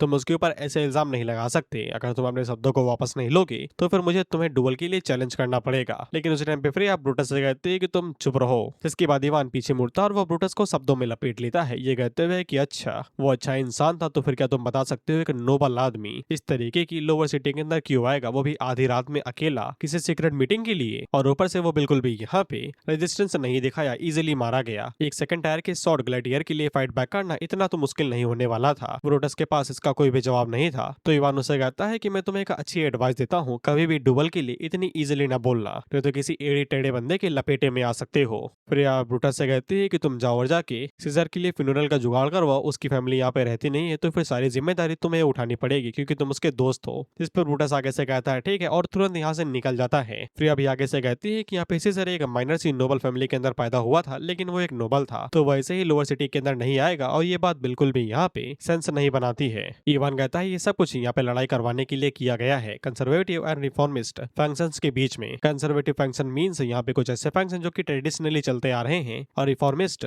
फंक्शन का मतलब ऐसे फंक्शन जो कि यहाँ पे हाल ही में बने हैं या फिर इन्हें यहाँ पे कुछ लोगों के ग्रुप ने मिलकर बनाया है। और अगर मुझसे गलती हुई तो फिर गूगल को मारो, मैंने वही से ही पूछा है। फ्रिया कहती है कि तुम्हारी बात सही है, जब तक असली यहाँ पे किलर पकड़ा नहीं जाता तब तक सभी लोगों को यही लगेगा कि ये सब कुछ यहाँ पे ट्रेडिशनल फंक्शन वालों ने किया है। बाय द वे जो सीजर था वो यहाँ पे रिफॉर्मिस्ट फंक्शन वालों से था, इसलिए दोनों के बीच में लड़ाई उसकी मौत से होगी। इवान यही सवाल पूछता है एक नोबल आदमी जो कि रिफॉर्मिस्ट फंक्शंस के अंदर फेमस है, वो अकेला आधी रात में लोअर सिटी क्यों हुए आएगा जब तक उसके पास कोई सीक्रेट ना हो छुपाने के लिए, और वो सीक्रेट इतना बड़ा हो कि उसकी कीमत यहाँ पे उसकी जिंदगी से चुकाई जाए। प्रिया को यह लगता है कि ये साला यहाँ पे अपने फंक्शन को धोखा देके कंजर्वेटिव फंक्शन के साथ में हाथ मिलाना चाहता होगा, क्योंकि कुछ ही दिनों के अंदर यहाँ पे इलेक्शन होने वाले थे। लेकिन सीजर ऐसा क्यों ही करेगा, क्योंकि यहाँ पे कंजर्वेटिव फंक्शन वालों ने सीजर के खिलाफ में एक बहुत ही अच्छा कैंडिडेट उतारा था। इवान उसे कहता है कि तुम एक चीज भूल रही हो, यहाँ पे 2 फंक्शन और भी तो हैं, अनडेड फैक्शन, इसके बारे में भूल गई क्या तुम? याद करो जब हम लोग वापस आने की कोशिश कर रहे थे तो फिर कोई अनडेड फैक्शन से बार बार कोशिश कर रहा था ताकि वो मैसेज को डिले कर सके और हम लोग सेफली यहाँ पे ना आ सके। अब जब हम लोग यहाँ पे सेफली आ चुके हैं तो फिर अनडेड फैक्शन वालों ने यहाँ पे उस मोल यानी कि वही जो कि यहाँ पे मैसेज को डिले कर रहा था उसको यहाँ पे एक प्यादे की तरीके इस्तेमाल कर रहे हैं ताकि फंक्शन के बीच में लड़ाई हो सके, और वो लोग उसकी जिंदगी की हर एक छोटी छोटी वैल्यू भी खींचे ले रहे हैं। फ्रिया उसे कहती है कि तुम्हारा मतलब यहाँ पे जो सीजर है वो असल में गद्दार है जो कि बार बार मैसेज को डिले कर रहा था। इवान कहता है क्योंकि वो एक गद्दार है इसलिए वो यहाँ पे अकेला आया था इस लोअर सिटी के अंदर, क्योंकि वो गद्दार था तो फिर किलर के सामने वो पूरी तरीके से यहाँ पे डिफेंसलेस था, और जब किलर ने इसके ऊपर हमला किया तो फिर इसे फाइट बैक करने का मौका ही नहीं मिला, क्योंकि यहाँ पे जी जिनके साथ मिल रहा था इसको उनके ऊपर पूरा भरोसा था, जिससे फ्रिया को समझ में आ जाता है कि इसका लेने देना यहाँ पे पाउलस के साथ में कुछ हो सकता है। फिर हम लोग असुराम को देखते हैं जो कि यहाँ पे किंग से मिलने के लिए आता है, और जैसा कि यहाँ पे किंग ने बोला था कि मुझको इवान के बारे में सारी डिटेल चाहिए, तो असुराम ने यहाँ पे नॉर्थ से डिटेल निकाली थी जहाँ से इवान आया है, और डिटेल के अंदर कुछ खास बातें पता चली थी। फ्रिया के फादर जैसे यहाँ पे डिटेल को पढ़ते हैं तो वो आगे से कहते हैं कि ये बच्चा ओनाई स्पेसिस के मसले में कैसे फंस गया जो church of the God of wisdom से है। बस इतना ही बताया जाता है हम लोगों को, जिसके बाद हम लोग इवान को देखते हैं जो कि लेबोरेटरी के अंदर था, और ये दोबारा रीशेप दी वर्ल्ड वाली एबिलिटी का इस्तेमाल करते हुए पता नहीं कौन सा एलिमेंट का क्या मिलाता है, लेकिन ये बना लेता है short gun, double barrel short gun. तो पे इस शॉर्ट गन का नाम जानते हो क्या था? सैटर, यानी कि चिथड़े उड़ा देने वाला। इसके बाद ये गन के अंदर यहाँ पे बुलेट को लोड करता है और यहाँ पे विजिट के लिए रेडी हो जाता है। इसके बाद अगला सीन लोअर सिटी का होता है जहाँ पे ये मस्त घूम रहा था, जिसके बाद ये कोने से गली के अंदर घुस जाता है और इसके पीछे से कोई बंदा आता है, तो ये उस बंदे की तरफ अपनी शॉर्ट गन पॉइंट करता है और उससे कहता है कौन है, तो वो बंदा भी इवान के ऊपर यहाँ पे अपनी छोटी सी गन पॉइंट करता है। खैर ये और कोई नहीं हमारा पाउलस था जो कि यहाँ पे पता नहीं किसी काम से आया हुआ था। पाउलस इवान से पूछता है कि तुम भी यहाँ पे उसी वजह से आए हुए हो क्या, क्योंकि सीजर मारा गया है, लेकिन क्या तुम मुझे ये बता सकते हो कि उसके बारे में रिपोर्ट देने वाला कौन था? इवान उससे पूछता है कि तुमने ये चीज क्यों पूछी, जिस पे पाउलस आगे से कहता है कि मुझको लगता है कि यहाँ पे अनडेड फैक्शन का एक और स्पाई है, नहीं तो वो लोग सीजर जैसे इतने जरूरी बंदे को इतनी इजीली सेक्रीफाइस ना करते, भले ही वो यहाँ पे एक्सपोज होने की कगार पे खड़ा था। इवान उसको बता देता है कि हमें रिपोर्ट देने वाला ब्रूटस था, क्या वो भी स्पाई हो सकता है? जिस पे पाउलस आगे से कहता है शायद और शायद नहीं भी। इसके बाद इवान उससे पूछता है कि जरा मुझे ये बताना कि तुम यहाँ पे किस लिए आए हुए हो, ये मत कहना कि किलर की गंदी हैबिट है कि वो क्राइम करने के बाद में क्राइम सीन में वापस आता है। पाउलस उससे कहता है कि इसे बेफालतू की चीज है, मैं नहीं करता हूँ, अगर तुम्हें दम है तो फिर मेरे साथ चलो, मैं तुमको इवान मोर यानी कि इस कैपिटल वाली जगह का एक लंबा टूर दूंगा। जिसके बाद वो एक दरवाजे को तोड़ता है और अंदर घुस जाता है, और ये सीवर था बाय द वे। तो पे इवान अपने मन के अंदर सोचता है कि अब ऐसा कौन सा टूर है भाई जो कि नालों में मिलता है, जो भी ये लोग नालों के अंदर आ जाते हैं, और जगह बहुत ज्यादा बदबूदार थी। इवान तो कह देता है कि मैं उल्टी कर दूंगा, बस बाहर ले चलो मुझे। पाउलस उससे कहता है झेल ले वे। इवान कहता है लेकिन अभी तक तुमने मुझे बताया नहीं कि तुम मुझे यहाँ पे क्यों लेके आए हुए हो। पाउलस उसको बताता है कि मेरा मालिक ल्यूसियस इतनी समय यहाँ पे एक जाइंट अनडेड बना रहा है, उसकी कॉम्बैक्ट पावर यहाँ पे कम से कम 4th टायर की होगी, और वो उसकी पावर को किसी इवल गॉड रिचुअल से और भी ज्यादा बढ़ा देगा, और वो इतना ज्यादा स्ट्रॉन्ग होगा कि वो अकेले ही इवान मोर कैपिटल को एक बार के अंदर डिस्ट्रॉय करके रख दे। इवान कहता है कि तो ये एपोकलिप्स टायर का होने वाला है ना? पाउलस आगे से कहता है मुझे नहीं पता, लेकिन वो उस अनडेड को पावर देने के लिए इस सिटी के जितने भी लोग हैं, जितने भी ऑर्डिनरी लोग हैं, उन सभी को सेक्रीफाइस करने वाला है, किसी इवल गॉड की ट्रू फॉर्म, वो भी किसी चीज के बदले में। शायद से इमोर्टलिटी वाला कोई ड्रामा होगा। इवान कहता है इस तरीके की पूरी सिटी की पॉपुलेशन को सेक्रीफाइस करना काफी बड़ा काम है, यहाँ तक एक आर्कमेज भी ये नहीं कर पाएगा। पॉलस उससे कहता है कि तुम्हारी बात सही है, लेकिन वो अकेला नहीं है, एक और फैक्शन है जो उसकी मदद कर रहा है। इवान कहता है कि तुम्हारा मतलब कि वो सारे लोग यहाँ पे सेक्रीफाइस और मैजिक सर्कल इस सीवर के जरिए यहाँ पे पूरी सिटी के अंदर सेट करने वाले हैं। पॉलस आगे से कहता है हाँ, और वो ये भी बता देता है कि शायद से कुछ अनडेड फैक्शंस वालों ने यहाँ पे किसी खास तरीके के एंडेड को भी छोड़ दिया है, ताकि वो सीवर की जो लो लेवल मॉन्स्टर है उनको खत्म कर सके। लेकिन अभी तक किसी को भी नहीं पता है कि उन लोगों ने अभी तक क्या किया और वो क्या कर रहे हैं, क्योंकि सीवर्स के ऊपर किसी की भी नजर नहीं रहती। उतने में ही इवान उसे कहता है कि एक सेकंड के लिए रुकना, सामने से कोई तो चीज आ रही है। जिसके बाद नाले के पानी के अंदर थोड़ा सा बौहार आने लगता है, तो इवान कहता है ये मत कहना कि यहाँ पे मछलियां भी हैं। जिसपे पॉलस आगे से कहता है कि हो सकती है, लेकिन मुझे लगता है कि ये वाटर घोस्ट है। जिसके बाद उस पानी के अंदर से वाटर घोस्ट बाहर निकलता है, लेकिन ये एक लो लेवल का मॉन्स्टर था, कहता है कि नॉर्मल लोग भी इसको इजीली यहाँ पे खत्म कर सकते हैं, इसके पूरे ग्रुप को भी। और वो इनके ऊपर हमला नहीं करता, बल्कि अपनी जान बचा के भाग रहा था। इवान कहता है कि मुझे इसकी चिंता नहीं है, बल्कि मुझे उस चीज की चिंता है जो इसके पीछे पड़ी हुई है। तभी हम लोग देखते हैं कि यहाँ पे भागते हुए एक मछली वाला मॉन्स्टर आता है, जो कि इस वाटर घोस्ट को एक बार में ही निगल जाता है। बाय द वे ये था तो मछली, लेकिन इसकी टांगे भी थी और ये टांगों पे चल रहा था। इवान कहता है कि अब ये क्या बवाल है, साले से गंदी बदबू आ रही है। पॉलस आगे से कहता है कि ये पक्का रिचुअल मॉन्स्टर होगा, जिसको सीवर्स के अंदर डंप किया गया है, और इसको छोड़ने वाले अनडेड फैक्शन वाले होंगे। लगता है ये आउट ऑफ कंट्रोल जा चुका है और अपनी मनमर्जी से इधर उधर घूम रहा है। उतने में वो मॉन्स्टर इनकी तरफ देखता है और इनकी तरफ आगे बढ़ने लगता है। पॉलस इवान से कहता है कट्टा निकाल लो भाई, ये हमारी तरफ ही आगे बढ़ रहा है। जिसके बाद ये मॉन्स्टर उनकी तरफ आगे बढ़ने लगता है। इवान उससे कहता है कि इसकी टांगों के ऊपर कोई निशान है, कोई स्पेल है क्या? पॉलस आगे से कहता है कि जिस किसी ने भी ये निशान छोड़ा होगा वो लोग भी यहीं पे होने चाहिए। पॉलस आगे से अपनी पिस्टल बाहर निकालता है, ये कहते हुए कि मुझे से गंदी चीजें बिल्कुल भी पसंद नहीं है। जिसके बाद वो डायरेक्ट इसके मुंह के अंदर शूट करता है, जिसके बाद इवान भी इसके मुंह के अंदर अपनी गोलियां भर देता है, और 2-3 फटके खाने के बाद में ये बड़ी आसानी के साथ ही ढेर हो जाता है। इवान कहता है कि हमें जल्दी करनी चाहिए, गन शॉट की आवाज की वजह से जो लोग अंदर होंगे वो यहाँ पे अलर्ट हो चुके होंगे। इसके बाद इवान जब एक गली की तरफ मुड़ता है, तो फिर वहाँ का माना कुछ ज्यादा ही हाई था। इवान को दूर से ही महसूस हो जाता है।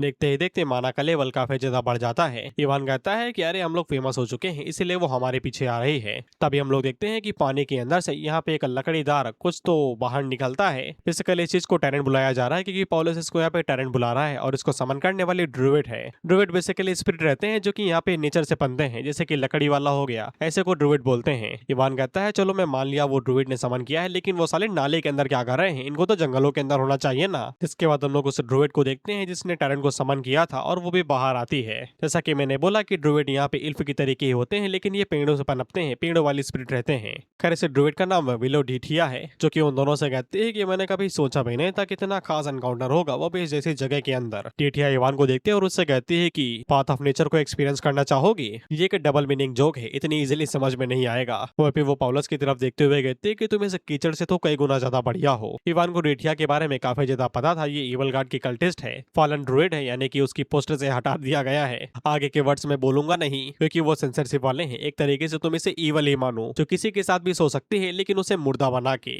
तो ऑफ कोर्स इवान साहब कहता है कि नहीं चाहिए, मुझे पाथ ऑफ नेचर एक्सप्लोर नहीं करना। पॉलस उससे कहता है कि दोबारा सोच लो, ये थर्ड टायर पे है, जबरदस्ती भी कर सकती है तुम्हारे साथ। डीठिया उसे कहती है कि तुम कह रहे हो कि मैं सुंदर नहीं हूँ, तुमने मुझे गुस्सा दिला दिया है। इसके बाद वो इनके ऊपर अपनी बेलों से हमला कर देती है, लेकिन यहाँ पे पॉलस आगे से नीदर डिटोनेशन का इस्तेमाल करते हुए उन सभी बेलों को डिस्ट्रॉय कर देता है। जिसके बाद इवान अपना हाथ यहाँ पे दीवार के अंदर घुसा देता है, और जब भी ये ऐसी एबिलिटी इस्तेमाल करता है मुझे बार बार मिंटन वाले केविन की याद आती है। वो भी यही करता था, कोई भी चीज को छूता और उसको एब्जॉर्ब कर लेता। ये भी बिल्कुल वही करता है, लेकिन वर्ल्ड शेप नाम की एबिलिटी का इस्तेमाल करते और दोबारा अपनी छाती के ऊपर पत्थर का कवच ले आता है। जिसके बाद ये बेलों को पकड़ता और उन्हें बीच से चीर देता है माचिस की तीली की तरीके, और डायरेक्ट डीठिया के ऊपर हमला करने को आगे बढ़ता है। डीठिया उसे कहती है इंटरेस्टिंग। जिसके बाद वो यहाँ पे कई सारे पेड़ों को बाहर बुला लेती है, जो कि पॉइजनस थे, और वो सारे के सारे एक साथ यहाँ पे इवान के ऊपर हमला करने लगते हैं। डीठिया उसे कहती है कि कोई फर्क नहीं पड़ता कि वॉरियर कितना ज्यादा स्ट्रॉन्ग है, लेकिन इस पॉइजन के सामने वो 30 सेकंड से ज्यादा टिक नहीं पाएगा। 30 सेकंड हो जाते हैं, लेकिन इवान को कुछ भी नहीं होता, बल्कि वो उल्टा पौधों को लपेटने लगता है, जिससे डाठिया भी हैरान थी कि ये साला क्या हो रहा है, इसको तो कोई असर नहीं हो रहा। हम लोग इवान को देखते हैं और इस सोल्जर बॉय की तरीके पॉइजन भाई मुंह से फूंक रहा था। साले सुट्टा नहीं है, वो पॉइजन है, पॉइजन। इसकी एक एक्सप्लेनेशन हमें दी जाती है कि जब यहाँ पे फ्रेया ने रिचुअल किया था और इसने जो लंग यहाँ पे इम्प्लांट किए थे अपनी बॉडी के ऊपर, तब लंग्स यहाँ पे इतने स्ट्रॉन्ग हो गए थे कि वो यहाँ पे टॉक्सिव गैस को भी यहाँ पे मस्त सुट्टे के अंदर बदल सकते हैं। जिसके बाद अपनी शॉट का इस्तेमाल करते हुए जो भी पेड़ बचे हुए थे उन सभी को एक ही बार में 20 से दो हिस्सों में काट देता है। तभी दो पौधे यहाँ पे इवान के ऊपर पीछे से हमला करने वाले थे तो उनको यहाँ पे पॉलस लपेट लेता है पिस्टल का इस्तेमाल करते हुए, और वह इवान से कहता है कि सेकंड राउंड मैजिकल अटैक होगा तो संभल के। वहीं पे इवान अपने मन के अंदर सोचता है कि कभी सोचा भी नहीं था कि फ्यूचर का बैक स्टैबर इतनी समय में एक अच्छा अलाई बन जाएगा, यानी कि ये फ्यूचर में पक्का धोखा देगा इवान को। जिसके बाद हम लोग रीठिया को देखते हैं जो कि आगे से कहती है कि मैंने सोचा भी नहीं था कि दो लो टायर के सेकंड ट्रांसेंडेंट इतने ज्यादा स्ट्रॉन्ग हो गए कि वो इतनी अच्छी परफॉर्मेंस देंगे। चलो मैं तुम लोगों के साथ थोड़ा और ज्यादा खेल लेती हूँ। जिसके बाद ये आगे से अपने मैजिकल अटैक्स के लिए रेडी हो जाती है और अपनी स्पिरिट बॉडी को बाहर बुला लेती है। ये जो स्पिरिट बॉडी होती है यहाँ पे थर्ड टायर के ट्रांसेंडेंट के लिए अल्टीमेट ट्रम्प कार्ड के तरीके काम करती है, क्योंकि ये स्पिरिट बॉडी ट्रांसेंडेंट सोल के तरीके भी काम करती है हमला करने के लिए। वहीं पे उसको देखिए तो पॉलस आगे से कहता है कि कट लेते हैं भाई, हम मैंने लगता है कि हम लोग इसको यहाँ पे हैंडल भी कर पाएंगे। इसने पहले भी यहाँ पे ओवरसोल का इस्तेमाल करते हुए डोपलगैंगर स्टेट के अंदर चली गई है। हम लोगों के लिए मुश्किल होगा कि हम लोग इसे हैंडल कर पाए। इससे पहले कि इसका माना खत्म हो और अपनी लाइफ फोर्स का इस्तेमाल करे उससे पहले ये हमको लपेट लेगी। डेटिया उन दोनों से कहती है अगर तुम यहाँ पे हो तो फिर मैं तुम लोगों के लिए गाना गा देती हूँ। जिसके बाद वो गाना गाना शुरू करती है और ये गाना एक तरीके से मदहोशी वाला गाना था। इवान अपने वेपन को बाहर निकाल लेता है ये कहते हुए कि अगर हम लोग यहाँ पे हैं तो फिर इसे हमेशा के लिए खत्म ही कर देते हैं। इवान अपने मन के अंदर यही सोचता है अगर वो यहाँ पे डीटिया को हरा दे तो फिर यहाँ पे जो चीफ कल्प्रिट होगा वो भी यहाँ पे होगा, और अगर वो लोग उन्हें भी रोक लेते हैं तो फिर जो फ्यूचर में यहाँ पे डिजास्टर होने वाला है द ब्लैक फॉरेस्ट एबोमिनेशन वो यहाँ पे रोका जा सकता है। इवान ने जो यहाँ पे गन शूट की थी डीटिया यहाँ पे अपने हाथों की मदद से उन सभी बुलेट्स को ब्लॉक कर लेती है। वहीं पे हम लोग पॉलस को देखते हैं जो कि यहाँ से निकल लेता है ये कहते हुए कि मैं इसके चक्कर में नहीं पड़ने वाला। तो इवान उसको ताना देता है ये कहते हुए कि भगोड़ा हमेशा भगोड़ा ही रहता है, धोखेबाज कहीं का। लेकिन उसी टाइम पे डीटिया आगे से अपने ट्रम्प कार्ड का इस्तेमाल करती है और वो एक लंबी चीख मारती है और उसका इस्तेमाल करते हुए सबसे पहले वो पॉलस को पकड़ती है और उसको यहाँ पे अपने सोल लिबरेशन अटैक के अंदर पकड़ लेती है। ये एक तरीके से मेंटल अटैक था जिसके अंदर यहाँ पे एनिमी कुछ टाइम के लिए पूरी तरीके से मदहोश हो जाता है। हम लोग पॉलस को उसके मन के अंदर देखते हैं और ये शायद से अपने रिग्रेट का सबसे पुराना पल देख रहा था जो इसकी जिंदगी के सबसे पछतावा और दुख नए दिन है, जहाँ पे एक लड़की आग की तरफ बढ़ती जा रही थी और पॉलस उसे यही कह रहा था कि ना जाओ, और शायद से ये पॉलस की छोटी बहन होगी। आई मीन बालों का कलर सेम है ना। और वहीं पे रियलिटी में पॉलस पूरी तरीके से मदहोश था, बेहोश पड़ा हुआ था। ऑफ कोर्स इवान के ऊपर भी ये हमला होता है। हम लोग इवान को 1926 के अंदर देखते हैं जहाँ पे वो एक अंडरटाइड के साथ में फाइट कर रहा था और इवान के लिए ये वाला सपना उसके यहाँ पे गेम वर्ल्ड से जुड़ा हुआ था। इसने गेम खेला होगा और उसके अंदर इसे यहाँ पे पूरे 4 लाख अंडेट्स को रोकना था, वो भी अकेले, और ये कर नहीं पाया होगा तो ये इसका ट्रॉमा बन गया होगा। तो यही चीज जब उसे यहाँ पे रियलिटी में करनी थी तभी वो यहाँ पे अपनी ड्रीम से बाहर आ पाएगा। उतने में हम लोग यहाँ पे डीटिया को देखते हैं जो कि यहाँ पे इवान को खत्म करने के लिए आगे बढ़ी रही थी, लेकिन वो उसको खत्म कर पाती उससे पहले ही इसका वेपन बीच में ही रुक जाता है और हम लोग इवान को देखते हैं और इसकी बॉडी के ऊपर यहाँ पे अलग अलग सी फोर्स आने लगती है। इसको देख के तो डीटिया भी आगे से कहती है कि ये कैसे पॉसिबल है भाई। इसके बाद इवान होश में आ जाता है और कहता है कि सपना तो काफी घटिया था लेकिन तुम्हारी वजह से कुछ मिला है और मैं उसके लिए तुम्हें शुक्रिया कहना चाहूंगा। इसके बाद वो डीटिया के हाथ को पकड़ता और उसे मरोने लगता है तो ये आगे से चीखने लगती है। साथ ही में हम लोग पॉलस को देखते हैं और ये भी अपने सपने से जाग उठता है ये कहते हुए कि 2 कौड़ी का सपना था, पूरा मूड खराब हो गया। जैसे डीटिया आगे से कहती है कि ये भी जाग गया, अब तो कट लेने का समय आ चुका है। बेसिकली ये दोनों अपनी सोल पावर इस्तेमाल करना सीख गए थे जबकि ये सिर्फ सेकंड स्टेज पे थे तब भी। Sorry second tier. एफ्रोडिटी कटने के बारे में सोच रही थी उससे पहले ही इवान इसको यहाँ पे गन पॉइंट पे ले लेता है और उससे कहता है कि हमको तुमसे कुछ सवाल पूछने हैं। डीटिया आगे से कह रहे थे नहीं बताऊंगी तो इवान इसे गोली दे देता है ये कहते हुए नहीं बताएगी तो गोली खा, लेकिन इसके बावजूद डीट यहाँ से भाग निकलती है। लेकिन इवान फ्रस्ट्रेशन में इसके अंदर गोलियां भरते रहता है इसकी बॉडी के पूरी तरीके से चीथड़े उड़ा देता है, लेकिन इसके बावजूद डीटिया यहाँ पे सेफली बाहर निकल जाती है। पॉलस उसे कहता है कि उसके बारे में भूल जाओ, हम लोगों को यहाँ पे मैजिक सर्कल के ऊपर फोकस करना चाहिए। वहीं पे पॉलस इवान से कहता है कि तुम तो भाग रहे थे ना, वापस क्यों आ गए? जिसपे ये कोई भी जवाब नहीं देता और मैजिक सर्कल की तरफ आगे बढ़ने लगता है। जिसके बाद ये लोग उस जगह पे आ जाते हैं जहाँ पे मैजिक सर्कल था। पॉलस उससे कहता है कि धीरे से दरवाजा खोलना, लेकिन इवान बिल्कुल भी मोड़ के अंदर नहीं था, वो सीधा दरवाजा तोड़ के अंदर ही घुस जाता है जहाँ पे 3 लोग थे जो कि रिचुअल कर रहे थे। वो लोग पूछते हैं कि तुम लोग अंदर कैसे आए, डीटिया कहाँ पे गई? इवान उससे कहता है कि उसे कुछ काम था इसलिए वो चले गए। जिसके बाद वो शॉटगन उठाता है और मेन बंदे के दोनों हाथों के ऊपर हमला करके उसके दोनों हाथ ही उड़ा देता है। अब ये बना ठाकुर। हम लोग दूसरे वाले बंदे को देखते हैं जो कि आगे से एक वुल्फ के अंदर ट्रांसफॉर्म हो जाता है और इवान के ऊपर हमला करता है। इवान उसे कहता है कि प्लेक ऑफ वुल्फ ट्रांसफॉर्मेशन बुरा नहीं है, अनडेड कल्ट से हो इतना तो दम होना ही चाहिए था। हालांकि वो उसके अटैक को रोकता है जिसके बाद उसके मुंह के ऊपर अपना घुटना मार के इसका पूरा जबड़ा ही तोड़ देता है और घुसंड मार के इसको दूर फेंक देता है। और बचे हुए दूसरे बंदे को यहाँ पे पॉलस हैंडल कर रहा था, वो बंदा यहाँ पे पॉलस के ऊपर अपने वॉइजन से हमला करता है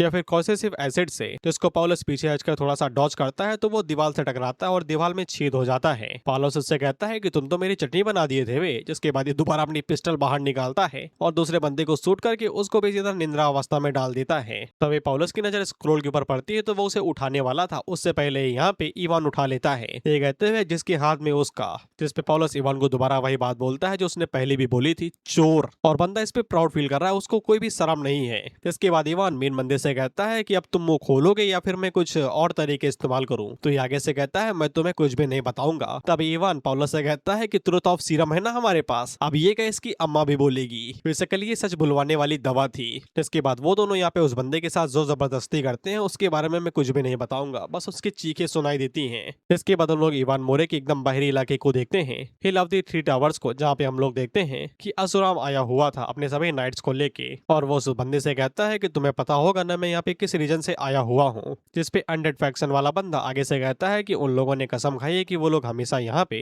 एलरॉन के लिए लॉयल रहेंगे, वो लोग कभी भी उन्हें धोखा नहीं देंगे, तो फिर कोई भी यहाँ पे अरेस्ट नहीं होना चाहिए। जिसपे असुराम उसे कहता है कि तुम तो यार ऑर्डर के खिलाफ ही जा रहे हो अरेस्ट ना हो के, ये मत कहना कि तुम यहाँ पे हमें धोखा देने वाले हो। जिसपे वो सभी नाइट्स अपनी स्वॉर्ड को बाहर निकाल लेते हैं हमला वमला करने के लिए। जिसपे वो बंदा आगे से ये कहता है कि हिज मैजेस्टी को बता देना कि मैं यहाँ पे कम्प्लीटली अरेस्ट हो चुका हूँ और वो 3 दिनों के अंदर अनडेड फैक्शन का जो पर्ज है वो शुरू कर दे। पर्ज का मतलब होता है किसी भी ऑर्गेनाइजेशन, कंपनी या फिर पार्टी के अंदर से कुछ लोगों को रिमूव करना जिनको तुम नहीं चाहते कि ये पार्टी के अंदर हो। जैसे कि मोदी जी आज कहते कि मुझे अमित शाह नहीं चाहिए, इन्हें हटा दो, तो उसे पर्ज बोला जाएगा। लेकिन ये मास लेवल पे होना चाहिए, यानी कि ज्यादा लोगों के साथ में, सिर्फ एक बंदे के ऊपर नहीं, तभी ये पर्ज कहलाया जाएगा। और इसी के साथ ये एपिसोड यहीं पे ही खत्म होता है। हाँ भाई, बस यही लास्ट एपिसोड है, मतलब यही लास्ट चैप्टर है। 3-4 पैनल बचे हुए हैं जिनके अंदर इवान और पॉलस को इन्फॉर्मेशन मिल जाती है जो उन्हें चाहिए और वो लोग गाड़ी डिस्ट्रॉय करके बाहर आ जाते हैं। बस इसके बाद में लड़ाई होगी जो कि अगले चैप्टर में होगी, जो 1 हफ्ते बाद आएगा। तो आज के लिए इतना ही, हम लोग नेक्स्ट एपिसोड में मिलते हैं।